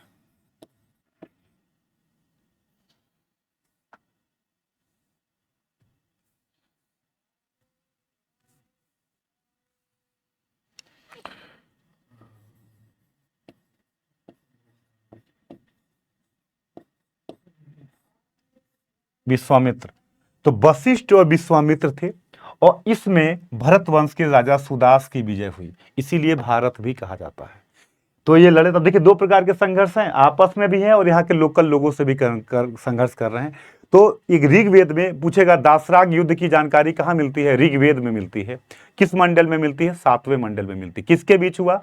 तो भरत क्लेन के राजा सुदास और 10 राजाओं के बीच में। 10 में क्या थे? 5 आर्य थे, 5 अनार्य थे। आर्य कौन थे? तो अभी बताया अनु, द्रुहा, यदु, पुरु, तुर्वस। अनार्य कौन थे? अनिल, पक्त, शिव, विसारिन, ये लोग थे। और ये युद्ध हुआ जिसमें भरत वंश के राजा सुदास की विजय हुई। सुदास के पुरोहित थे वशिष्ठ और इनके थे विश्वामित्र। तो अगर पूछा जाए कि ये इस युद्ध का कारण क्या था, दासराग युद्ध का कारण क्या था, तो दासराग युद्ध का कारण था परुसली नदी के जल के बंटवारे को लेकर। परुसली नदी के, परुसली किसका नाम है? रावी का प्राचीनतम नाम है। रावी नदी का पुराना नाम है परुसली। रावी नदी के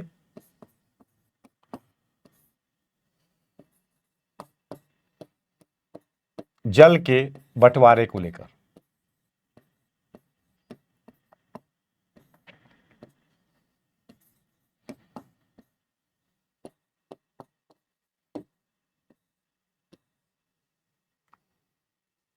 distribution of water of Ravi river, Ravi या परुसली रिवर के जल के बंटवारे को लेके युद्ध हुआ। एक दूसरा कारण इसका और बताते हैं, वशिष्ठ और विश्वामित्र के बीच का मतभेद। वशिष्ठ और विश्वामित्र के बीच का मतभेद।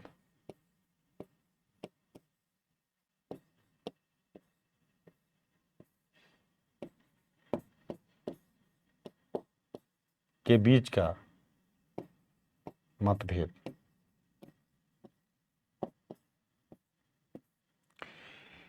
दो कारणों से युद्ध हुआ और जिसमें भरत वंश के राजा सुदास की विजय हुई।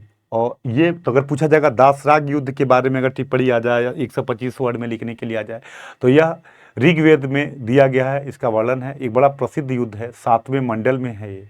किसके बीच हुआ? तो Bharata clan Sudas and other 10 king. 10 king में कौन थे? आर्य एंड अनार्य दोनों थे। और जिसमें भरत वंश के राजा सुदास की विजय हुई। और इसका रीजन की अगर हम बात करें तो रीजन क्या था? रावी नदी के जल के बंटवारे को लेके और वशिष्ठ और विश्वामित्र के बीच का मतभेद को लेके ये युद्ध हुआ।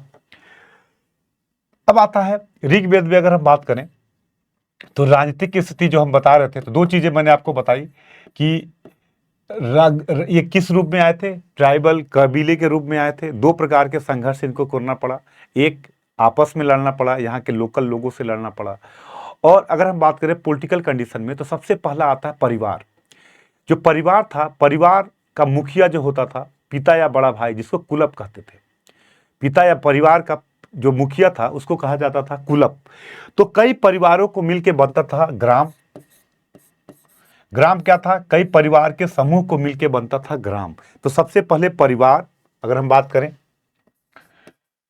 तो परिवार के समूह को, कई परिवारों को मिलकर क्या बना? ग्राम। परिवार का प्रमुख कौन है? कुलप। ये कौन होगा? घर का या तो बड़ा भाई होगा या मुखिया होगा। परिवार के समूह को ग्राम कहते थे और ग्राम का प्रमुख होता था ग्रामणी। कौन होता था? ग्रामणी। ग्रामणी का काम क्या था? ये नागरिक और सभी प्रकार के प्रशासन को, गांव को देखता था। और कई ग्राम को मिला के बनता था 20। कई ग्राम को मिला के बनता था 20 और 20 के प्रमुख को कहते थे बीसपति।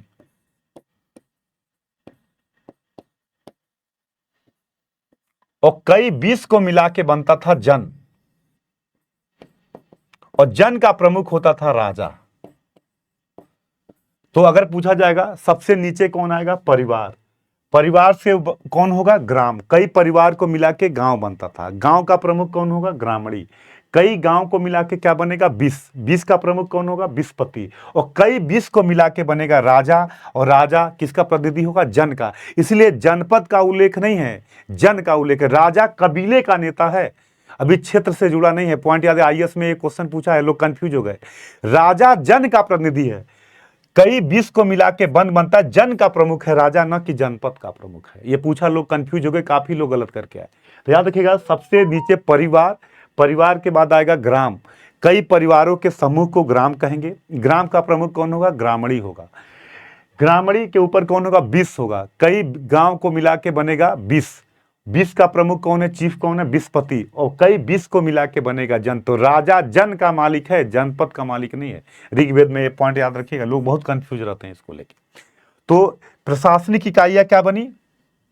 ग्राम, 20 एंड जन। ये प्रशासनिक इकाइयां बनी ऋग्वेद की। और हेड ऑफ द जन वाज किंग। जन का प्रतिनिधि, जन का जो हेड था वो कौन था? राजा था। क्लियर? तो मैंने बताया आर्य कहां से आए? मिडिल एशिया से आए। आर्य को किस प्रकार के चैलेंज की सामना करना पड़ी? दो प्रकार के। एक तो आपस में संघर्ष करना पड़ा, और दूसरा यहाँ के लोकल लोगों से। एक फेमस युद्ध कौन सा मिलता है? दासराग युद्ध। दासराग युद्ध किस, कहां पे उल्लेख है? 7वें मंडल में। किसके किसके बीच हुआ? तो भरत वंश के राजा सुदास और 10 अन्य जातियों के रूप में। 10 में कौन थे? 5 आर्य थे, 5 अनार्य थे। आर्य कौन थे? अनु, द्रुहा, यदु, पुरु, तुर्वुस। अनार्य कौन थे? अनिल, पक्त, शिव, बिसारिन आदि, ये लोग थे। इनमें संघर्ष हुआ। भरत वंश का राजा सुदास जीता। कारण क्या था? रावी नदी के जल के बंटवारे को लेके, और वशिष्ठ और विश्वामित्र, दो विद्वानों के बीच का मतभेद भी था। इन दोनों के कारण यह युद्ध हुआ। भरत वंश का राजा सुदास की विजय हुई। इसके बाद हमने पढ़ा कि सबसे निचली इकाई क्या है? परिवार। परिवार का मुखिया कौन होगा? पिता या बड़ा भाई, उसको क्या कहेंगे? कुलप। कई परिवार को मिला के क्या बनेगा? ग्राम बनेगा। ग्राम का प्रमुख कौन है? ग्रामणी। ग्रामणी नागरिक और सैनिक सभी प्रकार के कार्यों को करने के लिए जिम्मेदार था। ग्रामणी के, ग्राम के ऊपर क्या होगा? 20। कई गांवों के समूह को 20 कहते थे।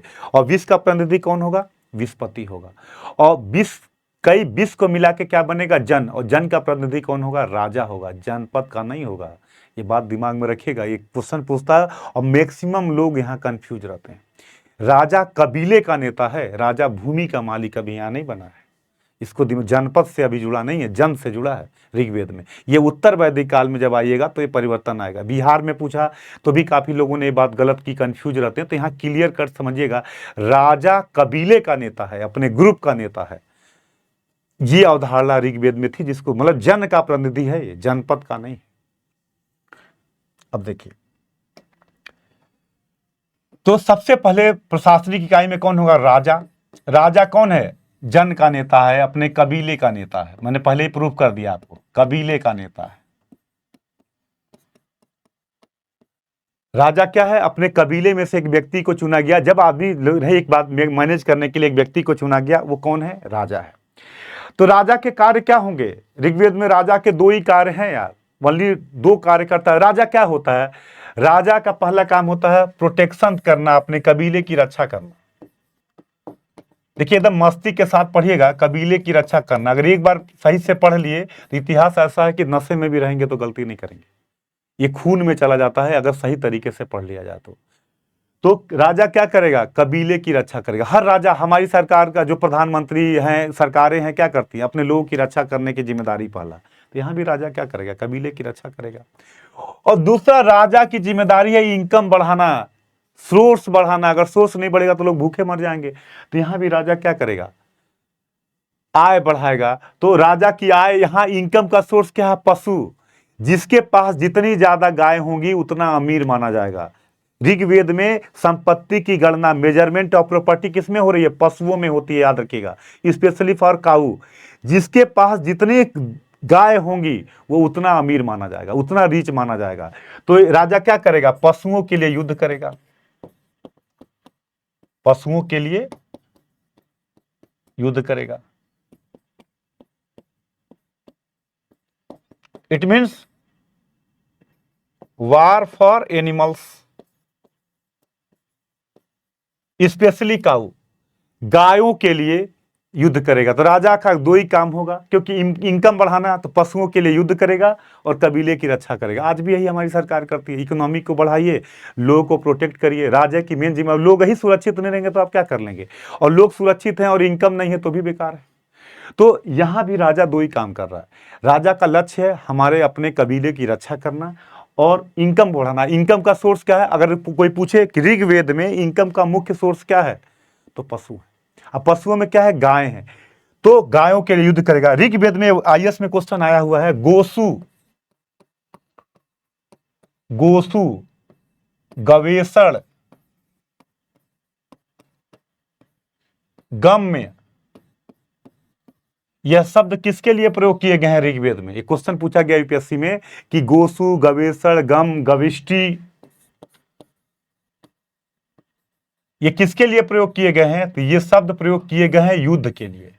इसका मतलब होता है युद्ध, मतलब ये किसको दिखाते हैं, गायों के महत्व को दिखाते हैं।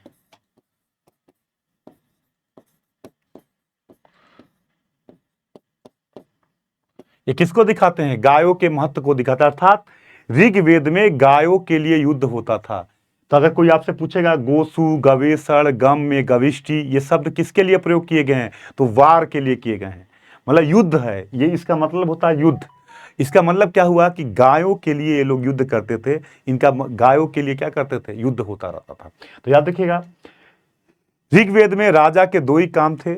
एक काम था कबीले की रक्षा करना, अपने कबीले की, अपने ग्रुप की रक्षा करना, और दूसरा काम था पशुओं के लिए युद्ध करना। पशुओं में कौन, विशेषकर गाय, स्पेशली काऊ।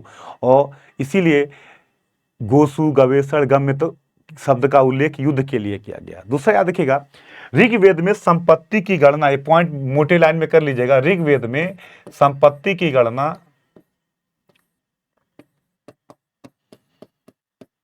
पशुओं के रूप में की जाती थी।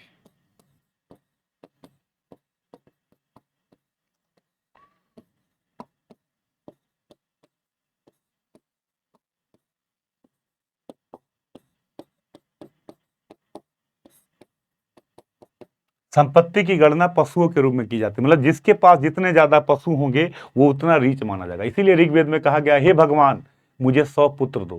100 पुत्र होंगे तो जितने ज्यादा पुत्र होंगे उतने ज्यादा अमीर माना जाएगा। ये देखिए, ये अभी की बात नहीं है, इतिहास कहा जाता है कि इतिहास रिपीट करता है। अगर आप 70 के दौर में जाओ, जब कृषि इकोनॉमी थी मेन, गांव में अगर आप पूछिएगा तो गांव का सबसे संपन्न व्यक्ति कौन था, जिसके पास 10 लड़के हों। 10 लड़के मतलब 20 लाठी उठेगी, गांव में कोई बोल पाएगा उनको। ये कैसे चीजें बदलती हैं, मतलब जिसके पास जितना लड़का है उनका बाप मूछ पे ऐसे करके आराम से मस्ती के साथ एंजॉय कराते थे, क्योंकि वो पावरफुल थे। एक बार बोलोगे 20 लोग लाठी लेके निकल आएंगे। और जिसका इकलौता लड़का था वो कमजोर माना जाता था कि ये कमजोर है, कोई भी मार देगा इसको, कोई सहारा देने वाला, सपोर्ट करने वाला नहीं। लेकिन अब देखो, 90 के बाद इकोनॉमी बदली, कृषि का महत्व कम हुआ और आया सर्विस सेक्टर। आज अगर 20 लड़के हो जाएं तो आप गरीब हो जाएंगे, पढ़ा ही नहीं पाएंगे उनको, स्थिति पूरी गड़बड़ हो जाएगी। और आज क्या है, सर्विस सेक्टर हो गया, कृषि का महत्व कम हुआ। परिवार का मतलब क्या हो गया, हस्बैंड वाइफ और एक बच्चा, एक से दो से ज्यादा लोग कर ही नहीं रहे हैं। तो इसलिए नहीं कर रहे हैं, इकोनॉमी चेंज हो गई, 2 से ज्यादा करेंगे तो पढ़ा ही नहीं पाएंगे।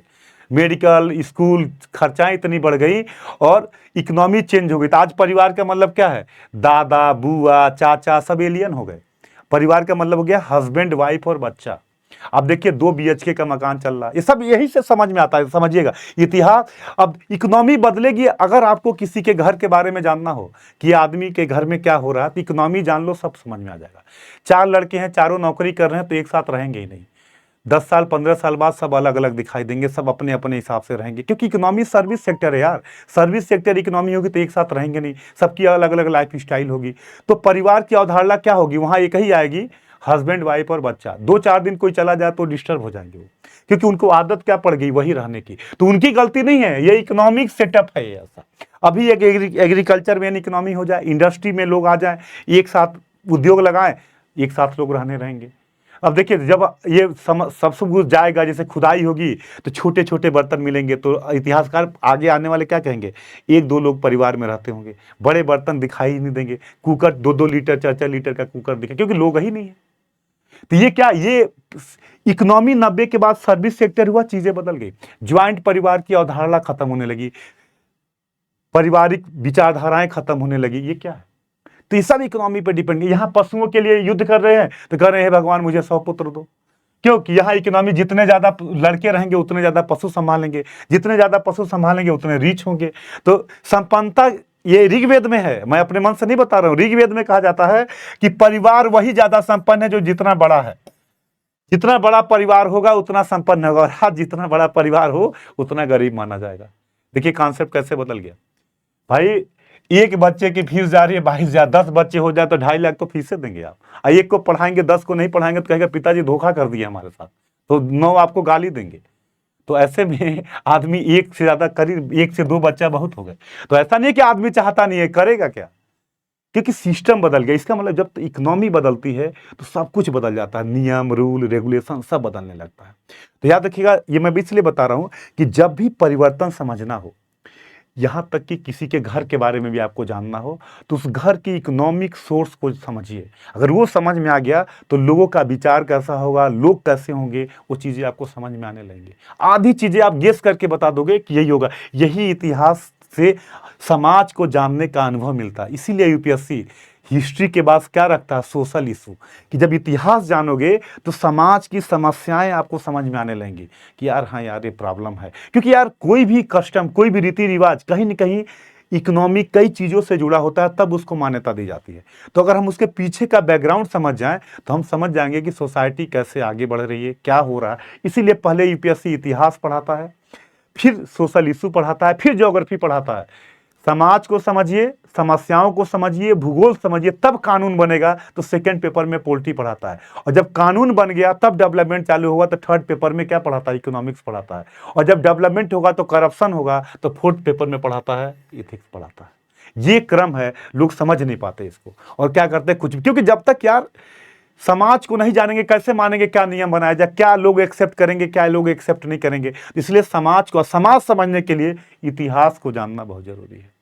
इसलिए लोग कहते हैं कि इतिहास पढ़ाया क्यों जा रहा है? क्योंकि जब तक ये नहीं पढ़ेंगे आपके अंदर गंभीरता नहीं आएगी, आपके अंदर सोचने समझने की क्षमता डेवलप नहीं होगी। जिस भारत को में आप इतिहास, जिस भारत में आप ऑफिसर बनने जा रहे हैं, उस भारत को अगर जानना है तो उसके कल्चर को जानना होगा। तो यहाँ पे समझिएगा कि संपत्ति की गणना किस में हो रही है? पशुओं में हो रही है। अब पशुओं में किस में? गायों में। ऋग्वेद कहता है कि जो परिवार जितना ही बिग होगा उतना ही रीच होगा। मतलब परिवार की संपन्नता का आधार क्या है? परिवार की बृहदता। परिवार जितना ही बिग होगा, जितना ही बड़ा होगा, उतना ही संपन्न होगा। तो राजा के कार्य क्या हो गए? कबीले की रक्षा करना और अपने पशुओं के लिए युद्ध करना। पशुओं में किसके लिए?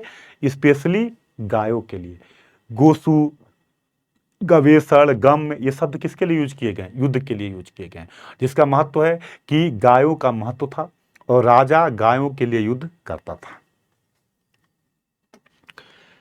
अब आता है राजा की सहायता कौन करेगा?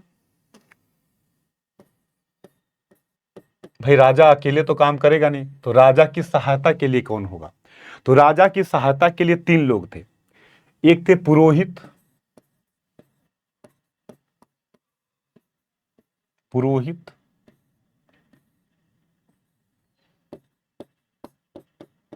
सेनानी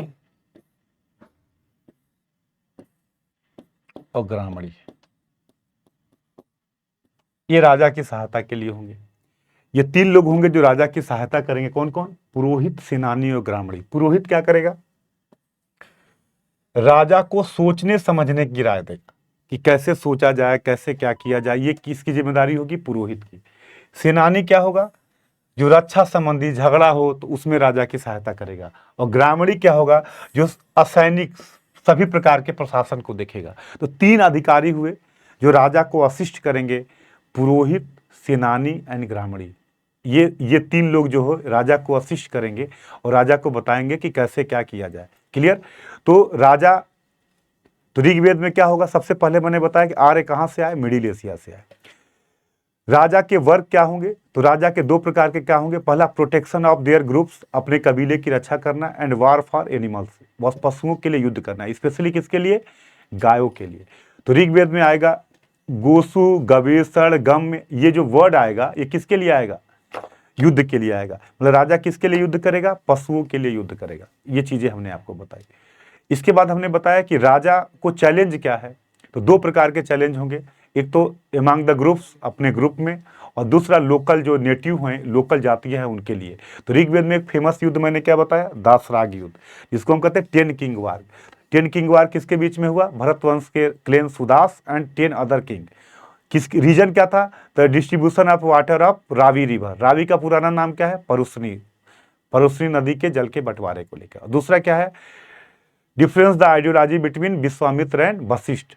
विश्वामित्र और वशिष्ठ की विचारधाराओं के बीच जो मतभेद था उनको लेके हुआ। राजा को असिस्ट करने वाले 3 लोग कौन होंगे? पुरोहित, सेनानी एंड ग्रामणी। पुरोहित क्या करेगा? राजा को सोचने समझने की क्षमता की उसमें राय देगा। सेनानी क्या है? युद्ध के मामलों में राय देगा, सैनिक मामलों में राय देगा। और ग्रामणी क्या है? अदर जो सिविल मैटर्स हैं उनमें जो काम करेगा। ये 3 लोग हो गए, पुरोहित, सेनानी एंड ग्रामणी। इसके बाद राजा को कंट्रोल करने के लिए 3 कमेटियां होती थी, सभा,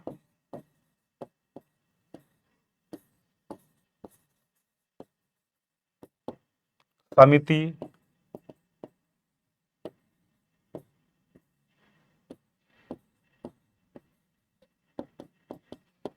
एंड विदत।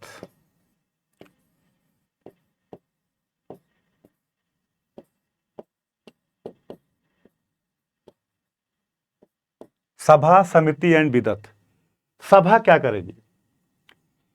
अगर कहा जाए तो सभा बेसिकली जो एल्डर्स लोग होते थे, वृद्ध लोग होते थे, उनकी कमेटी होती थी। जो सीनियर सिटीजन हैं उनकी कमेटी को कहते थे सभा कहते थे।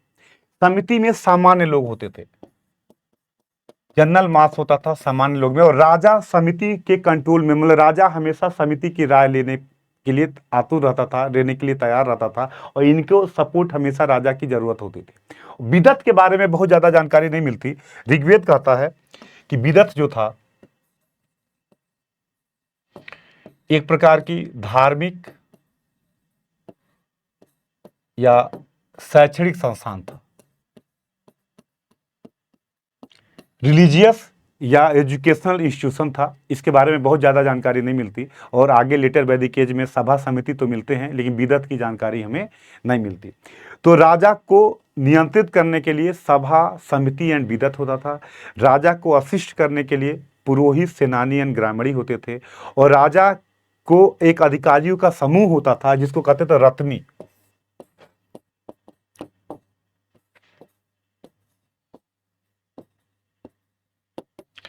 राजा इनसे भी सहायता लेता था, जिसमें कुम्हार होते थे, सूतकार होते थे। ये रत्नी एक समूह था ऑफिसर्स का जो राजा को कंट्रोल करने की, मतलब राजा को असिस्ट करता था अलग अलग मामलों में। तो ये प्रशासन था उस समय। मतलब प्रशासन की अगर बात हम करेंगे, अगर आता है कि ऋग्वेद की पॉलिटिकल कंडीशन बताइए, तो सबसे पहले बताएंगे आर्य। आर्य का मतलब क्या होता है? जो मैंने बताया, आर्य का मतलब होता है श्रेष्ठ। आर्य का मतलब होता है श्रेष्ठ, जो सुप्रीम है, जो श्रेष्ठ है, उनको आर्य कहा गया। आर्य कहां से आए? मिडिल एशिया से आए। इतिहासकारों में काफ़ी डिस्प्यूट है इसको लेके, लेकिन जनरल जो विद्वानों का जो मत है वो मानते हैं मिडिल एशिया से आए। इसके बाद हमने बताया कि किस प्रकार का चैलेंज होगा। देखिए, इतिहास को खून से अपने समझिए, मतलब कि अपने खून में बैठाइए। आप भी कहीं जाओगे तो दो प्रकार के चैलेंज मिलेंगे।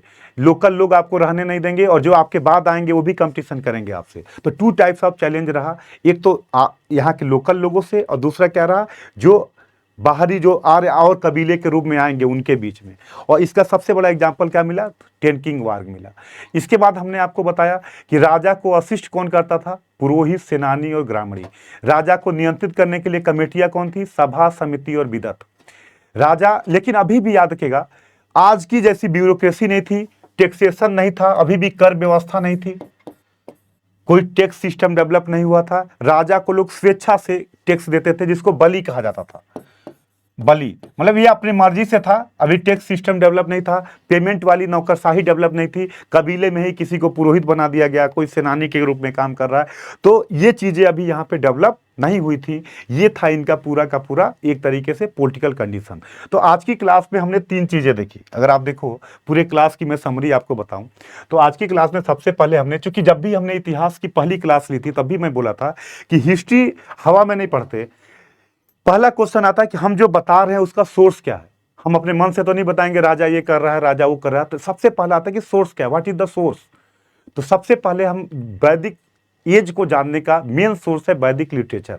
तो सबसे पहला क्वेश्चन आता है व्हाट इज वैदिक लिटरेचर।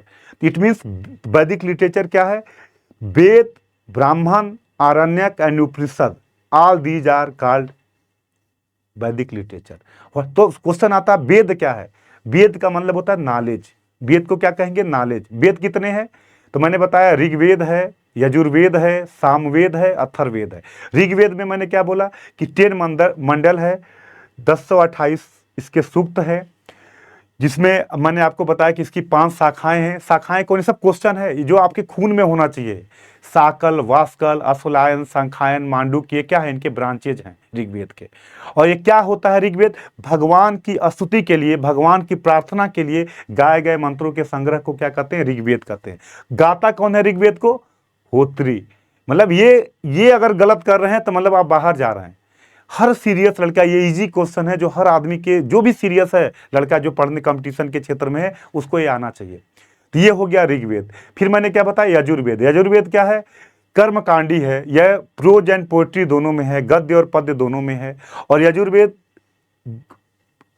कर यज्ञों के महत्व को दिखाता है। यजुर्वेद की 2 शाखाएं हैं, कृष्ण यजुर्वेद, शुक्ल यजुर्वेद। यूपी पीसीएस में कई बार पूछा है। शुक्ल यजुर्वेद को क्या कहते हैं, वार्ष्णेय संहिता कहते हैं। ये क्वेश्चन आया था, मेंस में भी पूछा है, प्रीलिम्स में भी पूछा। शुक्ल यजुर्वेद क्या है, वार्ष्णेय संहिता को ही शुक्ल। एक वार्ष्णेय कौन है, याकलब के पिता हैं, उनके नाम पे कहा गया वार्ष्णेय संहिता। इनकी शाखाएं कौन है, तो मैंने बताया शुक्ल यजुर्वेद की है कान्व और मध्यनंदिनी। कृष्ण यजुर्वेद की हैं काठक, कपिस्टल, तैतरी, मैत्रायणी, ये उनकी हैं। फिर मैंने आपको बताया सामवेद संगीत का मूल सोर्स है। मैक्सिमम मंत्र किसके हैं, ऋग्वेद के लिए गए हैं। और वेदों में सामवेद का काफी बड़ा महत्व है, कृष्ण ने भी इसकी बड़ाई की है। अथर्ववेद जिसमें लौकिक जीवन की विशेषताएं मिलती हैं। ये चारों वेद हमने बताया। वेद के बाद हमने क्या बोला, ब्राह्मण। ब्राह्मण क्या है, जो वेदों की कर्मकांडी व्याख्या करते हैं, जो रिचुअल एक्सप्लेनेशन ऑफ वेद, उसको क्या कहेंगे, ब्राह्मण। हर वेद के अपने ब्राह्मण होंगे। ऋग्वेद का ऐतरेय, कौशिकी, यजुर्वेद का तैतरी और सतपथ, सामवेद का अद्भुत, जयमनी, खडबीस, पंचवीस, अथर्ववेद का गोपत ब्राह्मण।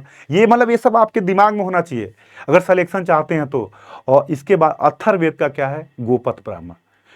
ब्राह्मण के बाद क्या आएंगे, आरण्यक। आरण्यक क्या है, ऐसे साहित्य जो जंगलों में लिखे गए उनको क्या कहेंगे, आरण्यक, जिसमें चिंतन की बात की गई, सोचना, मतलब जिसमें कर्मकांडों के महत्व से धीरे धीरे हटना चालू किया गया।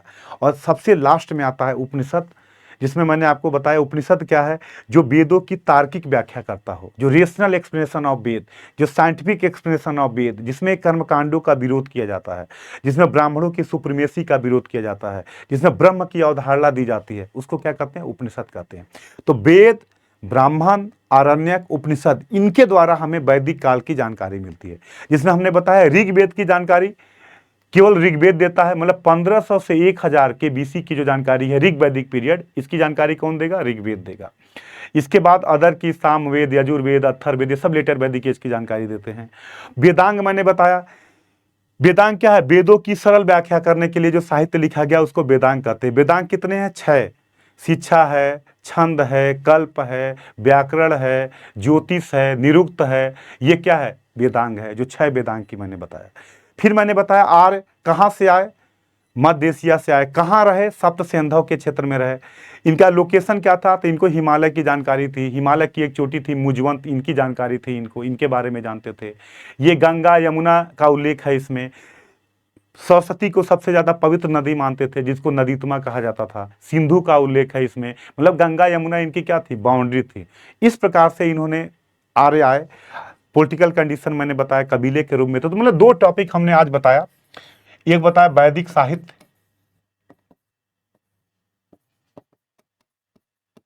और दूसरा मैंने आर्यों की ऋग वैदिक काल का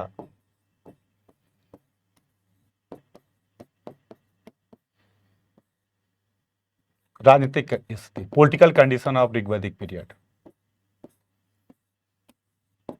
ये हमने 2 चीजें बताई, पॉलिटिकल कंडीशन ऑफ ऋग वैदिक पीरियड और वैदिक लिटरेचर के बारे में बात। अब जो अगली क्लास होगी जिसमें हम ऋग वैदिक सामाजिक स्थिति, आर्थिक स्थिति, धार्मिक स्थिति, और फिर हम बढ़ेंगे लेटर वैदिक एज की तरफ। क्या परिवर्तन आया, क्यों परिवर्तन आया, क्या क्या हुआ, राजा कैसे जन से जनपद का मालिक बना, राजा जन से जनपद की अवधारणा कैसे आई, कैसे 16 महाजनपद बने, और फिर मगध का उत्कर्ष कैसे चालू हुआ। मतलब अब आपको धीरे धीरे सीक्वेंस समझ में आएगा कि चीजें कैसे आगे बढ़ती हैं, कैसे चीजों को, क्योंकि इतिहास में कोई भी चीज अचानक या हवा में नहीं आती कि आप हवा में आओगे चीजों को कर लोगे। इसका एक प्रोसेस है। जैसे जब आप हाई स्कूल करोगे, फिर इंटर करोगे, फिर ग्रेजुएशन, अचानक तो ग्रेजुएशन में चले नहीं जाओगे। तो ये जो नगरीकरण, अर्बनाइजेशन चालू होगा, कैसे कैसे चीजें डेवलप हुई, ये अगर समझ गए तो आप नशे में भी रहिएगा तो इतिहास के क्वेश्चन गलत नहीं होंगे। मतलब आप कहीं भी रहिए, कोई पूछे, ये आपके खून में होना चाहिए। अगर आप सिलेक्शन चाहते हैं, अगर चाहते हैं यूपीपीएससी में होना, यूपीएससी में होना, तो ये चीजें आनी, क्योंकि ये गलत कर रहे हैं, मतलब आप बाहर जा रहे हैं। देखिए, टफ किसी को नहीं आता, इजी गलत नहीं होने चाहिए। इजी क्वेश्चन गलत ना करिए, ये हमेशा बांध लीजिए। टफ, अब तो माइनस मार्किंग है, वैसे भी लोग नहीं करते। टफ किसी को नहीं आता, और टफ के चक्कर में पढ़ना भी नहीं चाहिए। बस इजी क्वेश्चन गलत ना हो, हम इन कर जाएंगे। अगर ये नहीं होता तो 2023 में यूपीएससी की मेरिट कितनी गई? 75.73, लगभग 75-76 क्वेश्चन पे प्रीलिम्स हुआ। मतलब 38 क्वेश्चन जो सही कर दिए 100 में, उनका प्रीलिम्स हो गया है 23 वाले में। इसका मतलब क्या है? केवल हिस्ट्री, पॉलिटी, ज्योग्राफी, करेंट के सामान्य क्वेश्चन अगर लड़का सही कर दियो तो प्रीलिम्स हो जाता। ये लंबी लंबी बात करके हवाबाजी करते रहते हैं, ये अगर कर ले तो मामला बन जाए। तो कोशिश ये करिएगा कि कॉन्सेप्ट क्लियर हो, क्योंकि मेरिट 2023 का यूपीएससी ने डिक्लेयर किया, मतलब 38 क्वेश्चन पे प्रीलिम्स हुआ है। मतलब 100 में 38 क्वेश्चन अगर सही था तो उन लोगों का प्रीलिम्स हुआ 2023 में, जो आयोग ने नंबर डिक्लेयर किया। इसका मतलब क्या है कि अगर हम बेसिक्स को कायदे से सही कर ले तो भी हमारा सिलेक्शन हो जाएगा। तो इसी क्रम में अगली क्लास में हम मिलते हैं आपसे, और उसमें चालू होगा इसका पॉलिटिकल। तो हमने बता ही दिया, सोशल, इकोनॉमिक एंड रिलीजियस देंगे, और इस टॉपिक को फिर आगे धीरे धीरे बढ़ाएंगे।